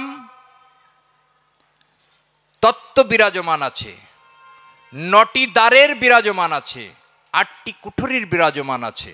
মহাজনগণ কথার মধ্যে দিয়ে, আধ্যাত্মিক চিন্তার মধ্যে দিয়ে বিরাজমান করলেন। মহাজনগণ বললেন, চূড়ামধ্যে চূড়ামণি ব্রহ্মপাশে স্থিতি, পাট মধ্যে মহাবিষ্ণু করেন বসতি, চক্ষু মধ্যে কালাচাঁদ করিতেছে ধ্যান, নাসিকাতে নিত্যানন্দ মধু করে পান, কর্ণেতে চৈতন্য গোসাই হয়ে সাবধান, মুখেতে ভদ্রাক্ষ বসি 32 যোগান, আলজিবাই সরস্বতী বামেতে শ্রীদাম, কণ্ঠদেশে কানাই বাহুতে বলরাম, হস্তমধ্যে গোবিন্দ দান অধিপতি, সপ্তদ্বীপে জগন্নাথ করেন বসতি, নাভিমূলে ব্রহ্ম সদা করিতেছে লীলা, লিঙ্গে মহাদেব বসে লয়ে চন্দ্রকলা, হাঁটুতে শক্তির স্থিতি বসুমতী পায়, 18 মোকাম তত্ত্বকথা শুনো মহোদয়। এই 18 মোকাম তত্ত্বকথা যেজন জানে, নরলোক তুচ্ছ দেবলোক তাকে ঈশ্বর বলি মানে। এই যে 18 মোকাম তত্ত্বের কথা, গুরুর চরণকে আশ্রয় করলে 18 মোকাম তত্ত্বের কথা আস্বাদন করা যায়। এই দেহের মধ্যে আছে 9টা দ্বার। গীতার মধ্যে ভগবান বললেন, 9টা দ্বারের কথা উল্লেখ করলেন। সর্বদারাণী সংযম মন হৃদুদ্ধ চ মূর্ধিন প্রাণয়মাধায় যোগ ধারণামস্তিত, অমিতি অক্ষরণ ব্যাহরণ মাম অনুসরণম দেহ তেজম যা ব্যক্তি পরমম গতিম জ্যোতি অত্র সংশয় নাস্তি। এই দেহের মধ্যে 9টা দ্বার আছে, 2টি চোখ, 2টি কান, 2টি নাক, মুখ, বায়ু এবং লিঙ্গদ্বার। এই 9টা দ্বার দিয়ে অনময় ব্রহ্ম শরীরের বাইরে বেরিয়ে আসে। লিঙ্গদ্বার দিয়ে এতটাই ব্রহ্ম বাইরে বেরিয়ে আসে যে জীবাত্মা পরমাত্মা থেকে দূরে সরে যেতে থাকে। এই 9টা দ্বারকে সংযম করার কথা বললেন। এই দেহের মধ্যে সমস্ত কিছু বিরাজমান আছে। যাই হোক, আমরা ছিলাম কুম্ভ মেলায়। ভারতবর্ষের 4টি স্থানে কুম্ভ মেলা অনুষ্ঠিত হয়: উজ্জয়িনী, নাসিক, এলাহাবাদ এবং হরিদ্বার। ভারতবর্ষের 4টি স্থানে এই কুম্ভ মেলা অনুষ্ঠিত হয়। উজ্জয়িনীতে হয়, নাসিকে হয়, এলাহাবাদ বা প্রয়াগরাজ যেখানে বর্তমান চলছে এখানে হয়, আর হরিদ্বারে হয়। এর ইতিহাসটা একটু বিচিত্র। কুম্ভ মেলায় কি হয়? সাধক অবগাহন করেন, গঙ্গার জলে ডুব দিয়ে গঙ্গার জল দ্বারা এই দেহের মলিনতাটা মুক্ত হয়, কিন্তু অবগাহনের দ্বারাই আত্মার মলিনতা দূরীভূত হয়। বাহ্যিক রূপ কুম্ভমেলা, তার আভ্যন্তরীণ রূপ দেহরূপ ভাণ্ডের কুম্ভে। এই যে প্রয়াগরাজে 144 বছর পর আজ যে মহাকুম্ভ মেলা অনুষ্ঠিত হচ্ছে, 6টি দিন এই স্নানের দিন রাখা হয়েছে। প্রথম যেদিন কুম্ভ মেলায় প্রথম স্নান অনুষ্ঠিত হয়েছিল সেই দিনটি ছিল পৌষ পূর্ণিমা। দ্বিতীয় যেদিন স্নান রাখা হয়েছিল সেই দিনটি ছিল সংক্রান্তি। তৃতীয় যেদিন স্নান রাখা হয়েছিল সেদিন ছিল মৌনী অমাবস্যা। চতুর্থ যেদিন স্নান রাখা হয়েছিল সেদিন ছিল বসন্তী পঞ্চমী। পঞ্চম দিন যেদিন স্নান রাখা হয়েছিল সেদিন মাঘী পূর্ণিমা। আর আগামীতে যে দিনটি আসছে সেটি হচ্ছে শিব চতুর্দশী। এই 6টি দিনে স্নান রাখা হয়েছে। তা দেহরূপ কুম্ভে যদি স্নান সারা যায় তাহলে দেহের মধ্যেও 6টি চক্রে এই 6টি দিনের স্নান যাত্রা সম্পন্ন হয়। দেহের 6টি স্থান কোথায়? গুহ্য লিঙ্গের মাঝখানে মূলাধার চক্র, যেখানে মৃত্তিকা তত্ত্বের স্থান। তার একটু উপরে লিঙ্গমূল, জলতত্ত্বের স্থান। তার একটু উপরে নাভিমূল, তেজতত্ত্বের স্থান। তার একটু উপরে হৃদয় দেশ, বায়ুতত্ত্বের স্থান। তার একটু উপরে কণ্ঠমূল, আকাশতত্ত্বের স্থান। তার একটু উপরে দ্বিদল পদ্ম। তাহলে 1, 2, 3, 4, 5 আর 6, এই 6টি স্থানে স্নান হয়। মানুষ তার আত্মাকে পরমাত্ম তত্ত্বের দ্বারাই যদি ভূষিত করতে পারে, গঙ্গা, যমুনা এবং সরস্বতীর মিলনস্থান এই ত্রিবেণী। এলাহাবাদে যেখানে স্নানযাত্রা অনুষ্ঠিত হচ্ছে ওখানে 3 নদীর মিলন আছে, গঙ্গা, যমুনা এবং সরস্বতী। এই দেহরূপ ভাণ্ডের মধ্যেও গঙ্গা নদী, যমুনা নদী এবং সরস্বতী নদীর মিলন স্থান এই ভুরুযুগলাজ্ঞা চক্রের মাঝখানে। সাধক তার আধ্যাত্মিক প্রাণায়ামের দ্বারাই হাতের এই 10টি আঙুলকে ব্যবহার করে দেহের 7টি দ্বারকে রুদ্ধ করা যায়। আমি ভগবত কথামৃত আস্বাদনের প্রথমে একটি শ্লোক আমরা আস্বাদন করেছিলাম, ব্রহ্মরন্ধ্র হইতে এক অমৃত ধারা করিতে হয়। যে অমৃত ধারাকে ধারণ করতে গেলে আমাদের যে জিহ্বাটা আছে না, এটাকে বাইরের মুখে, বাইরের দিকে জিহ্বাটাকে প্রলম্বিত করা আছে। ওই জন্যে আমরা লালসা, লোভ, কামনা, বাসনার মধ্যে দিয়ে আমরা অতিক্রম করি। এই জিহ্বাটাকেই যখন খেচরি মুদ্রার অবলম্বনে জিহ্বাটাকে যখন উল্টে দেওয়া যায়, অর্থাৎ শিশু যখন মাতৃগর্ভে থাকে তখন সেই শিশুর জিহ্বা কিন্তু বাইরের দিকে থাকে না, এই জিহ্বাটা তালুমূলের মধ্যে ঢোকানো থাকে। সাধক তার আধ্যাত্মিক প্রাণায়ামের দ্বারাই এই জিহ্বাটাকে, বহির্মুখটাকে যদি উল্টো মুখে করা যায় তাহলে ব্রহ্মরন্ধ্র হইতে প্রতিটা মুহূর্তে এক অমৃত ধারা ক্ষরণ হয়। এই জিহ্বাটাকে উল্টে খেসরি মুদ্রার দ্বারা এই জিহ্বাটাকে যদি উল্টানো যায় তাহলে ব্রহ্মরন্ধ্র থেকে যে অমৃত ধারা ক্ষরণ হয় সেই ব্রহ্মরন্ধ্র, সেই ব্রহ্মধারা এই জিহ্বাকে অবলম্বন করে এই দেহকে পরিপুষ্টতা লাভ করতে পারে। দুধ যেমন ত্বকের সংস্পর্শে আসার পর ছানাতে রূপান্তরিত হয়, এই ব্রহ্মরন্ধ্র হইতে এই অমৃত ধারা ভুরু যুগলের মাঝখান থেকে যখনই নিচে নেমে আসে তখন দুধ যেমন টকের সংস্পর্শে এসে ছানায় পরিণত হয়, এই অমৃত রস তখন আর অমৃত রস থাকে না, খররসে পরিণত হয়। মহাজনগণ বললেন, ব্রহ্মরন্ধ্র হইতে এক অমৃত ধারা খরিত হয়, কোন সাধক জিহ্বাটাকে উল্টে সে অমৃত ধারা যদি ধারণ করিতে পারে তবে এই দেহখানা অটল হয়ে যায়। তাহলে দেহ অটল করতে গেলে সেই ব্রহ্ম আধ্যাত্মিক যে তত্ত্ব বা যে রস, সেটাকে প্রাণায়ামের দ্বারাই, গুরুর প্রদত্ত সাধন ক্রিয়ার দ্বারা এই 7টি দ্বারকে অবলব্ধ করে জীবাত্ম শক্তিকে তার প্রাণায়ামের দ্বারাই, গুরুর প্রাণায়াম এর দ্বারাই, গুরুর আধ্যাত্মিক শক্তির দ্বারাই এই বায়ুর গতিপথকে যদি রুদ্ধ করা যায় এবং নাভিমূলের উপরে যদি বায়ুকে আটকে দেওয়া যায়, তাহলে এই জীবাত্মা শক্তি পরমাত্মার সঙ্গে লীন হয়। তো চলুন, অনেকটা সময় আমরা নিয়ে নিলাম। আজ সর্বপ্রথম আমি বলেছিলাম আজ এখানে আমরা আস্বাদন করব চৈতন্য চরিতামৃত থেকে কোনো এক আধ্যাত্মিক গুহ্য তত্ত্বের আধ্যাত্মিক রসময় তত্ত্ব কথা। তো অনেকটা সময় হয়ে গেল, 11:40, তার মানে 20 মিনিট মতো সময় আর আছে।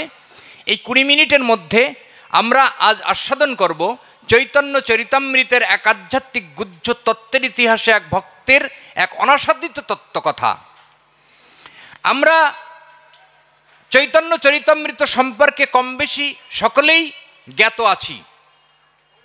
চৈতন্য চরিতামৃত কলিযুগের ইতিহাসে পূর্ণ ভগবান শ্রীকৃষ্ণ তিনি রাধারভাবে ভাবিত হয়ে চৈতন্য রূপে তিনি নবদ্বীপ ধামে অবতীর্ণ হয়েছিলেন কলির পাপাচারী, দুরাচারী, অনাচারী জীবকে উদ্ধার করবার উদ্দেশ্যে। তো চৈতন্য মহাপ্রভুর সম্পর্কে যত ধর্মগ্রন্থে আমরা আস্বাদন করি না কেন, সবথেকে পরিপুষ্টতা ধর্মগ্রন্থ যেটি, সেটি হলো শ্রী শ্রী চৈতন্য চরিতামৃত, যা রচনা করেছেন শ্রীপাদ কৃষ্ণদাস কবিরাজ গোস্বামী। চৈতন্য চরিতামৃতের মধ্যে ভগবান শ্রীকৃষ্ণ চৈতন্য মহাপ্রভুর সমস্ত গুহ্য আধ্যাত্মিক তত্ত্বকে সঙ্গোপনে রেখেছেন কৃষ্ণদাস কবিরাজ গোস্বামী। চৈতন্য চরিতামৃত ছাড়াও আর যে ধর্মগ্রন্থগুলি আমরা আস্বাদন করি চৈতন্য লীলা সম্পর্কে, সেটি হলো লোচন দাসের চৈতন্য মঙ্গল, বৃন্দাবন দাসের চৈতন্য ভাগবত এবং জয় গোস্বামীর চৈতন্য চরিত। যাই হোক, এই চৈতন্য চরিতামৃত যিনি রচনা করেছেন তিনি কৃষ্ণদাস কবিরাজ গোস্বামীপাদ। চৈতন্য চরিতামৃতের ভিতরে 3টি খণ্ড আছে, আদিখণ্ড, মধ্যখণ্ড এবং অন্তঃখণ্ড। এই 3টি খণ্ডের মধ্যে 62খানা পরিচ্ছেদ বিদ্যমান আছে। আদিখণ্ডে 17টা পরিচ্ছেদ, মধ্যখণ্ডে 25খানি এবং অন্তঃখণ্ডে 20খানি পরিচ্ছেদ বিদ্যমান। এই অন্তঃখণ্ডের 6ষ্ঠ অধ্যায়ে কৃষ্ণদাস কবিরাজ গোস্বামীপাদ যে ব্যক্তিত্ব সম্পর্কে আলোচনা করলেন তিনি শ্রীপাদ রঘুনাথ দাস গোস্বামী। এই রঘুনাথ দাস গোস্বামী ষড়গোস্বামীর অন্যতম গোস্বামীদের মধ্যে একজন। আমরা যারা চৈতন্য চরিতামৃত আস্বাদন করেছি তারা ষড়গোস্বামীর নাম শুনেছি। ষড়গোস্বামীর নাম হলো শ্রীরূপ সনাতন ভট্ট রঘুনাথ, শ্রীজীব গোপাল ভট্ট, দাস রঘুনাথ।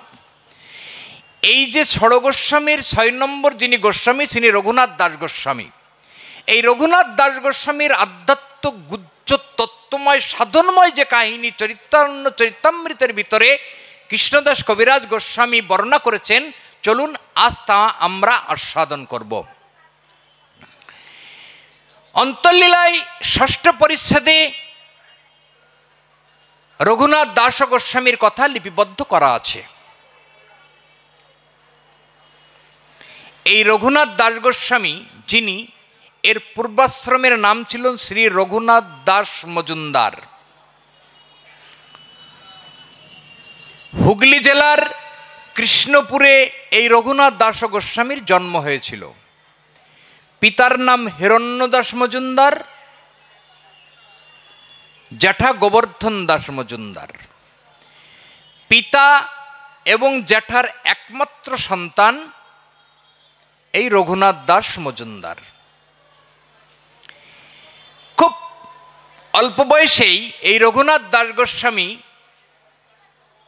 ভগবানের কৃপার পাত্র হয়েছিলেন। তৎকালীন সময়ে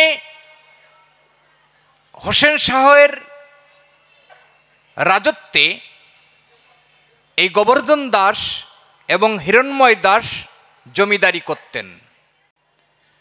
তৎকালীন সময়ে সেই জমিদারিতে ইনকাম ছিল 20 লক্ষ স্বর্ণ মুদ্রা, যা আজকের জামানায় কয়েক হাজার কোটি টাকারও বেশি।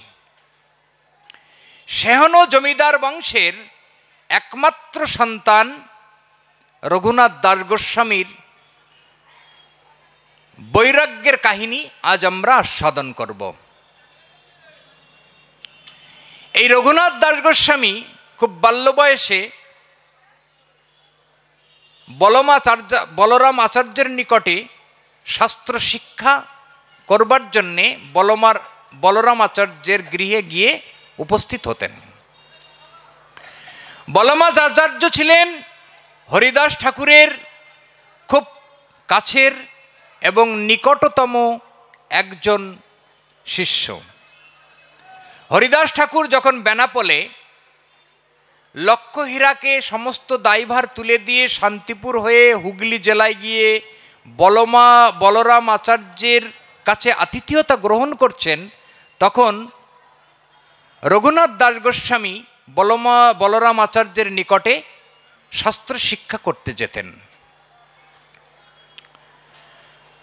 বলরাম আচার্য ছিলেন খুব নিষ্ঠাবান একজন কৃষ্ণ ভক্ত।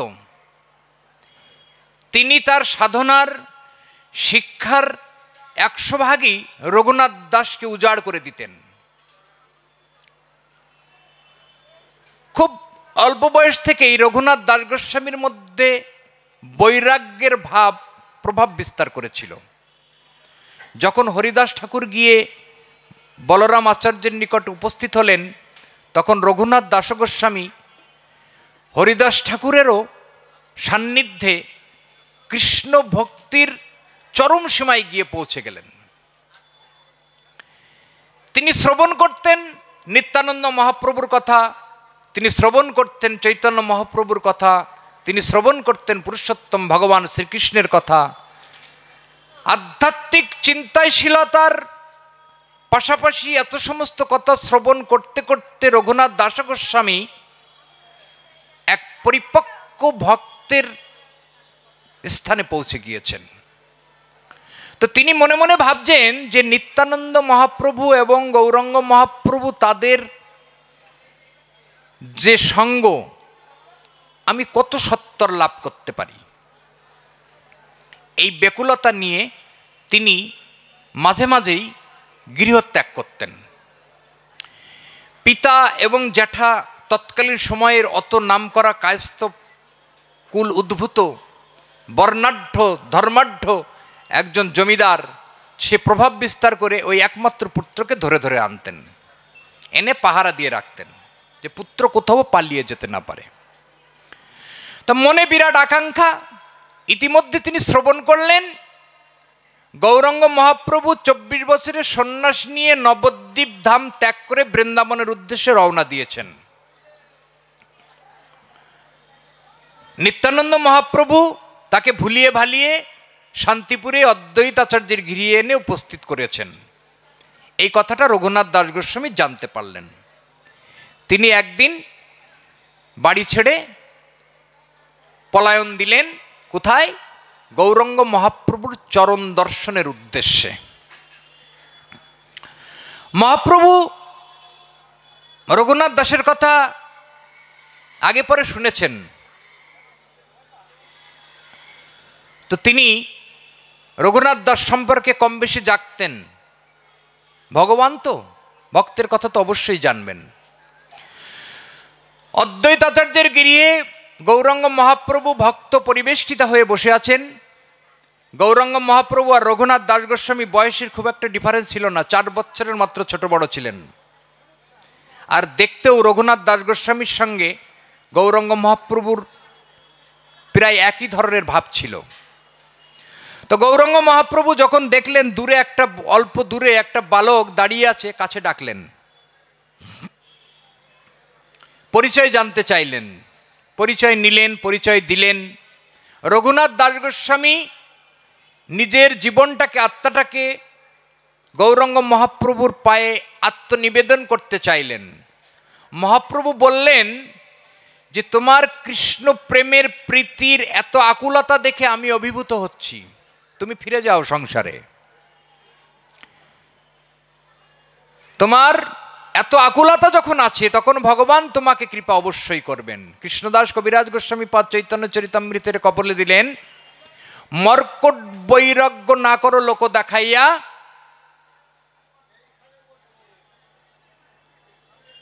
যথাযথ বিষয়ভুঞ্জ অনাসক্ত হইয়া। মহাপ্রভু এত ধর্মগ্রন্থ, এত কিছুর মধ্যে চৈতন্য চরিতামৃতের মধ্যেই কৃষ্ণদাস কবিরাজ গোস্বামীর কলমে মহাপ্রভু সাধন পদ নির্দেশ করেছেন একমাত্র রঘুনাথ দাসের ক্ষেত্রে। মহাপ্রভু এমন একটা প্রসন্ন অবতার, এই অবতারে নিজে কখনো সাধন পথ নির্দেশ করেননি। সমস্ত সাধন পথ নির্দেশিত করেছেন ষড়গোস্বামী, নিত্যানন্দ মহাপ্রভু, রায় রামানন্দ গোস্বামী এবং গোবিন্দ মারফত। কিন্তু একমাত্র মহাপ্রভু যিনি সরাসরি সাধন পথ নির্দেশ করেছেন রঘুনাথ দাস গোস্বামীকে চৈতন্য চরিতামৃতের অন্তর্লীলায় ষষ্ঠ পরিচ্ছেদ আস্বাদন করলে আমরা জানতে পারি। মহাপ্রভু প্রথম নির্দেশ দিলেন রঘুনাথ দাস গোস্বামীকে, মর্কট বৈরাগ্য ত্যাগ করো, অনাসক্ত হইয়া বিষয় ভুঞ্জন করো। মর্কট বৈরাগ্য না করো লোক দেখাইয়া, অনাসক্ত বিষয় ভুঞ্জ, অনাসক্ত হইয়া। অন্তরে নিষ্ঠা রাখো, বাহ্য লোকে ব্যবহার, অচিরে কৃষ্ণ কৃপা করিবেক তোমার। বৃন্দাবন হইয়া আমি যবে আইমনীলা চলে, তখন আসিয়া মিলিও আমার সহিত কোনো না কোনো চলে। সরলীকরণ করলে এটাই দাঁড়ায়, মহাপ্রভু রঘুনাথ দাস গোস্বামীকে বলছেন মর্কট বৈরাগ্য ত্যাগ করো, অনাসক্ত হয়ে বিষয় ভুঞ্জন করো, অর্থাৎ বিষয় আশয় ভোগ করো। অন্তরে নিষ্ঠা রাখো, অর্থাৎ কৃষ্ণের প্রতি ভালোবাসা, কৃষ্ণের প্রতি আসক্তি অন্তরে রাখো, কিন্তু বাহ্যের লোককে তুমি বুঝতে দিও না। তাহলে কৃষ্ণ অতি সত্বর তোমাকে কৃপা করবে। আমি যখন বৃন্দাবন ঘুরে যখন নীলাচলে আসব, তখন তুমি আমার সাথে এসে মিলবে, তুমি এখন গৃহে ফিরে যাও। রঘুনাথ দাস গোস্বামী কথাটা অবনত মস্তকে স্বীকার করে তিনি গৃহে ফিরে এলেন। মহাপ্রভুকে দর্শনের পর রঘুনাথ দাস গোস্বামীর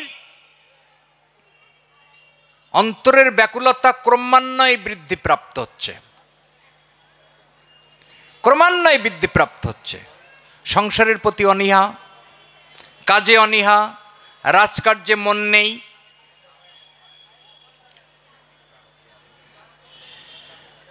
মা বললেন ওকে বিয়ে দিয়ে দাও। পিতা সঠিকভাবে সিদ্ধান্ত নিলেন। সুন্দরী, অপূর্ব অপ্সরাসম সুন্দরী নমনীর সঙ্গে রঘুনাথ দাস গোস্বামীর বিবাহ হলো। তবুও সংসারের প্রতি সেই যে টান তার আর নেই। মা বলছে ওকে দড়ি দিয়ে বেঁধে রাখো। কৃষ্ণদাস কবিরাজ গোস্বামী পদ এখানে কলমে দিয়েছেন, ইন্দ্রিয় সম ঐশ্বর্য স্ত্রী অপ্সরা সম, ইহাতে ধরিতে নারিল তার মন।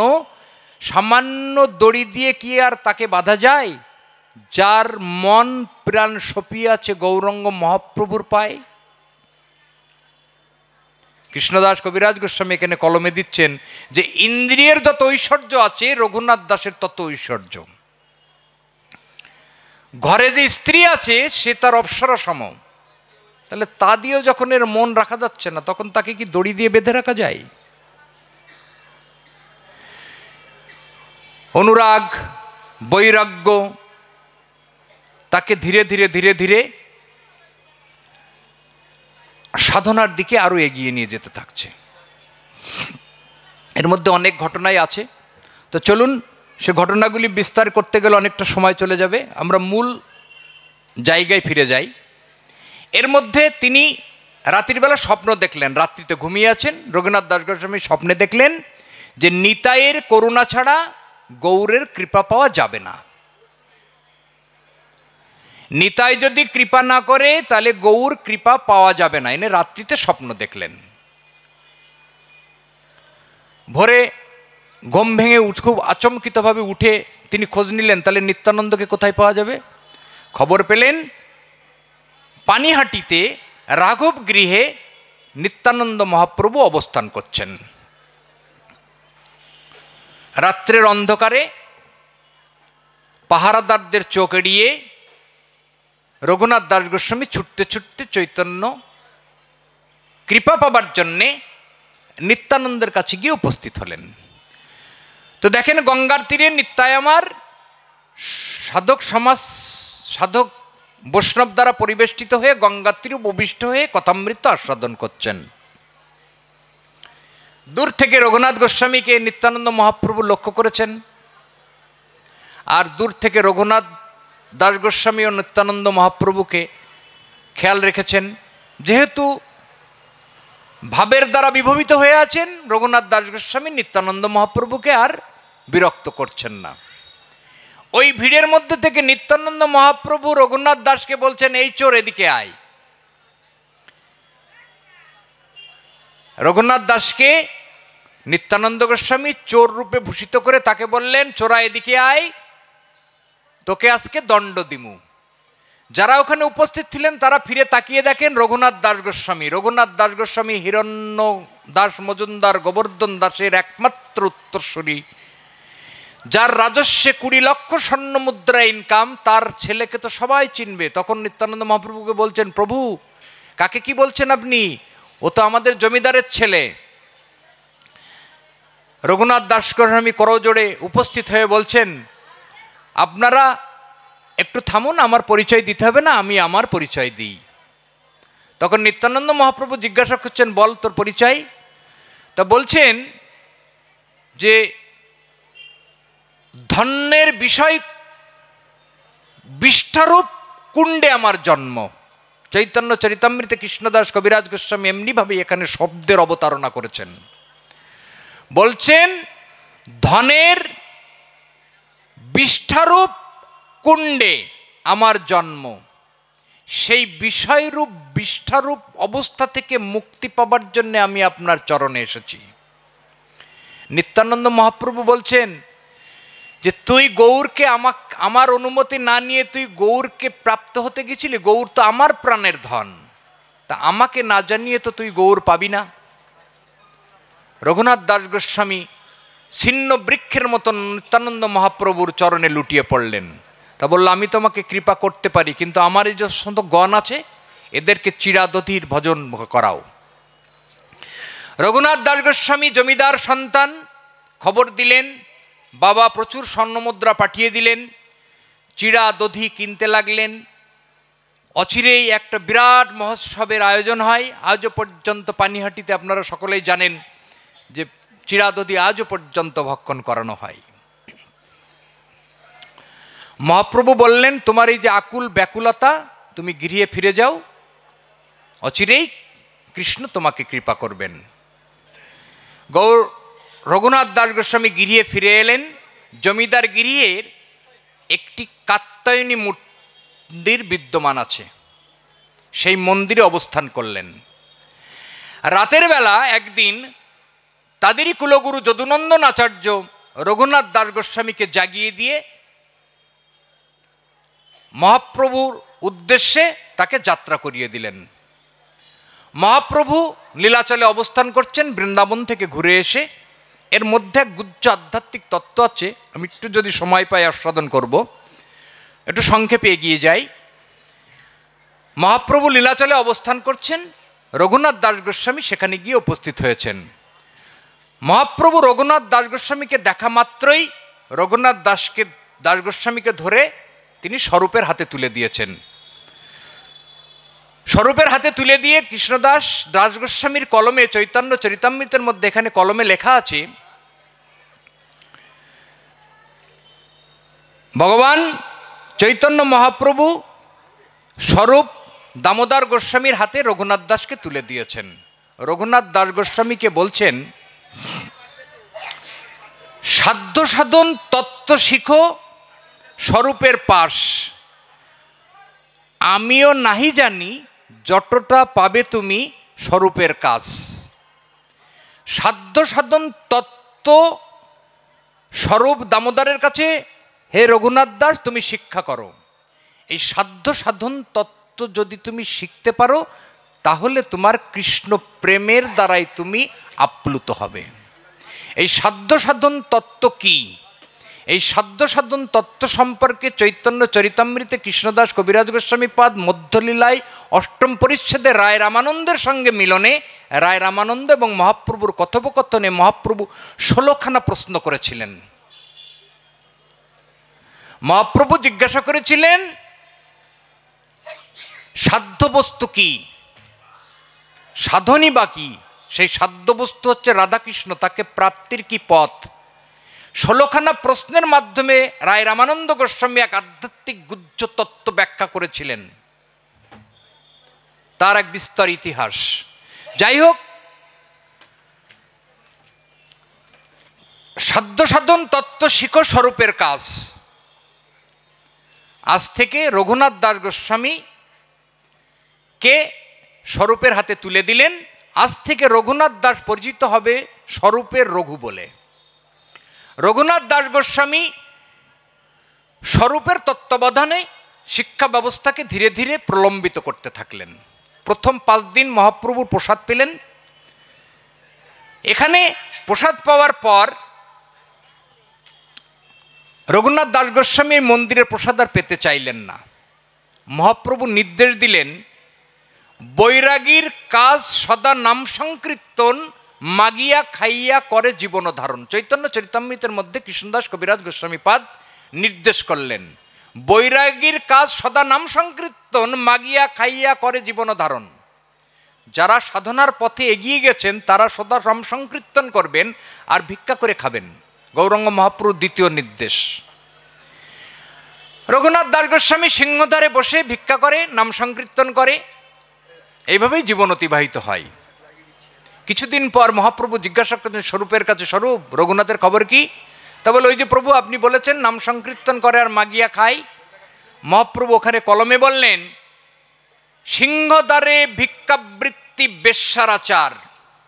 সিংহদ্বারে যদি ভিক্ষা করে তাহলে সেটা বেশ্যার স্বরূপ আচরণ করা হয়।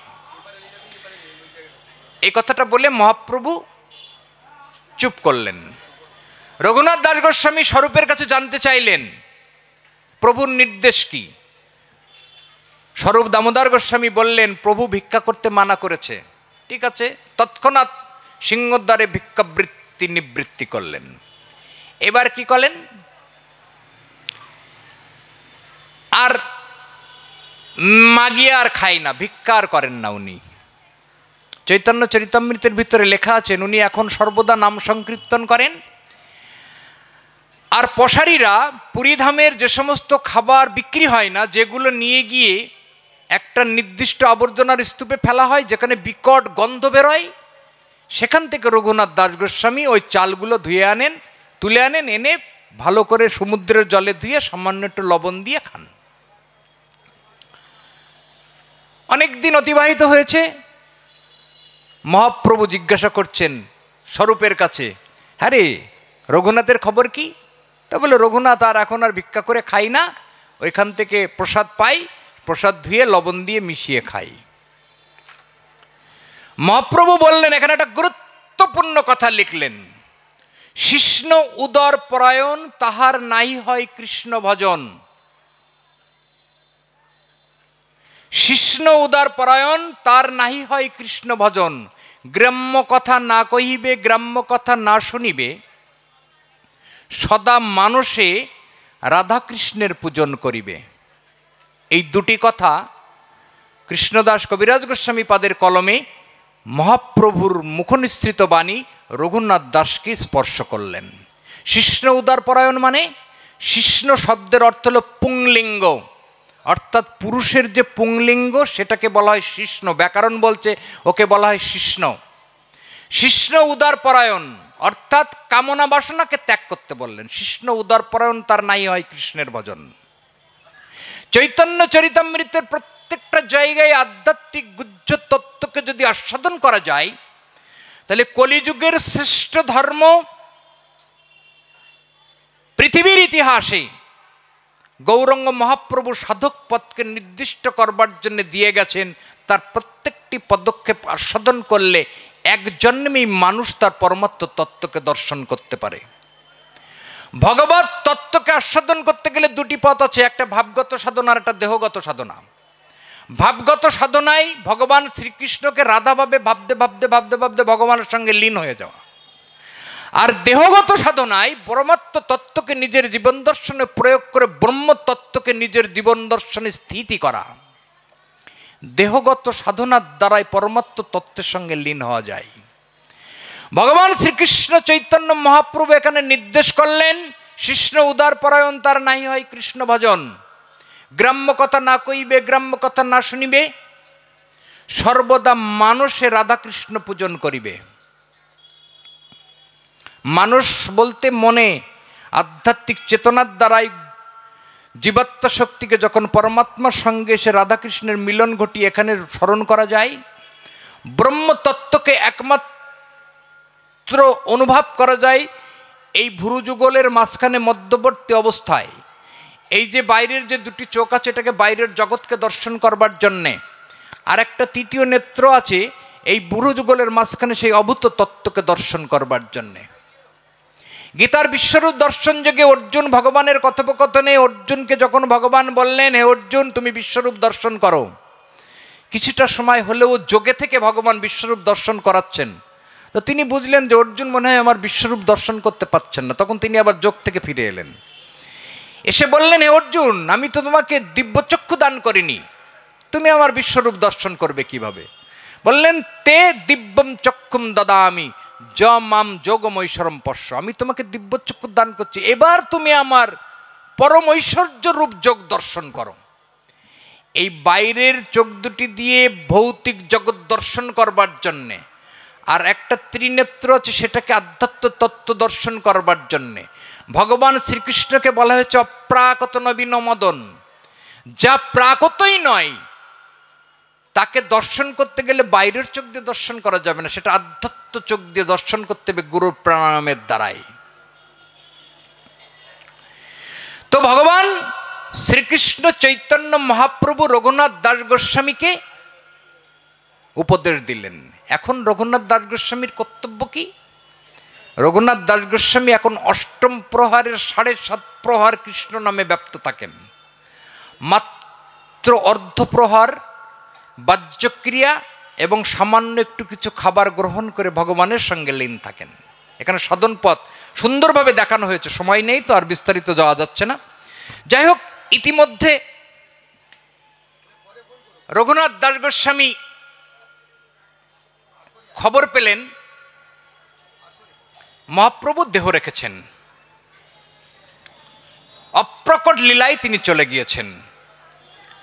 গোবিন্দ রায় রামানন্দ মহাপ্রভুকে নিয়ে ব্যস্ত আছেন, রঘুনাথ দাস গোস্বামীকে আর খুঁজে পাওয়া যাচ্ছে না। রঘুনাথ দাস গোস্বামী আর মহাপ্রভুর 4 বছরের বয়সের ডিফারেন্স ছিল। 48 বছর বয়সে যখন মহাপ্রভু অপ্রকট লীলায় যান, তখন রঘুনাথ দাস গোস্বামীর বয়স মাত্র 44 বছর। তিনি অকস্মাৎ খবর পেলেন মহাপ্রভুর অপ্রকট লীলার। জ্যোৎস্নাবতী রাত, গোবিন্দ আর স্বরূপ দামোদর গোস্বামী রঘুনাথ দাস গোস্বামীকে খুঁজছেন। খুঁজতে খুঁজতে খুঁজতে খুঁজতে গাম্ভীরার পাশে, যেখানে মহাপ্রভু শেষ জীবনের 6টি বছর কাটিয়েছেন পুরীধামের গাম্ভীরাতে, পাশে দেখেন একটা বটবৃক্ষ আছে। সেই বটবৃক্ষের একটা কোঠরের পাশে গিয়ে রঘুনাথ দাস গোস্বামী ধ্যানমগ্ন অবস্থায় বসে আছেন। তো অন্ধকার রাত, তো খুঁজতে খুঁজতে পাওয়া যাচ্ছে না। উনি দেখেন যে মাঝে মাঝে একটা তীব্র আলোকের ঝলকানি। তো উনি ভাবছেন দূর থেকে অন্ধকার রাত, তো উনি ধীরে ধীরে কাছে গিয়েছেন, যে দেখেন ওই বট বৃক্ষের থেকে একটা পাতা যখন রঘুনাথ দাস গোস্বামীর শরীর স্পর্শ করছে, দুপ করে আগুন জ্বলে উঠছে।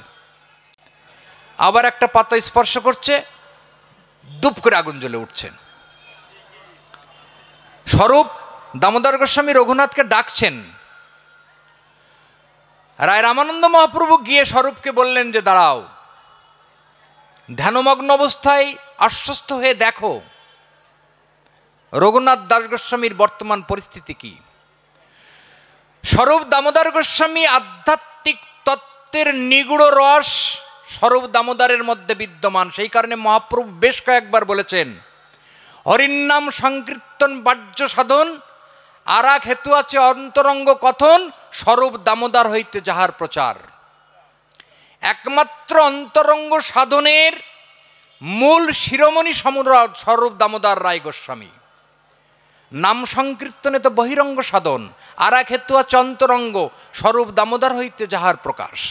সেই অন্তরঙ্গ সাধনের সাধক যিনি, তিনি স্বরূপ দামোদর গোস্বামী। তিনি দেখছেন রঘুনাথ দাস গোস্বামীর ভগবান শ্রীকৃষ্ণ চৈতন্য মহাপ্রভুর বিরাগ, তার বিচ্ছেদ, তার বেদনা অনুভব করতে না পেরে তার সমস্ত শরীর ব্রহ্মতেজে অভিভূত হয়ে উঠেছেন।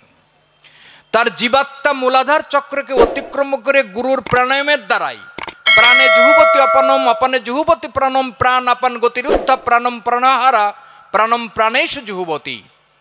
অর্থাৎ প্রাণবায়ুতে অপান বায়ু আর অপান বায়ুতে প্রাণবায়ু আহুতি দিয়ে রঘুনাথ দাস গোস্বামী জীবাত্মাকে পরমাত্মার সঙ্গে লীন হওয়ার পথে চলেছেন। যাই হোক, অনেকটা সময় অতিক্রান্ত হয়ে গেল, আর সময় নেই। আজ এই পর্যন্তই এই আধ্যাত্মিক তত্ত্বগুচ্ছ কথা আপনাদের সামনে যতটা হলেও আস্বাদন করলাম। যদি কখনো ভুল ত্রুটি কিছু হয়ে থাকে, আমার কথা প্রসঙ্গে কেউ যদি কখনো কিছু দুঃখ পেয়ে থাকেন, নিজগুণ কৃপা করে ক্ষমা করবেন। জয় জয় নিতাই গৌর প্রেমানন্দে, হরি বল। আপনাদের কাছে একটি ছোট্ট অনুরোধ, এই ধরনের আরো ভিডিও দেখতে চ্যানেলটিকে এখনই সাবস্ক্রাইব করুন।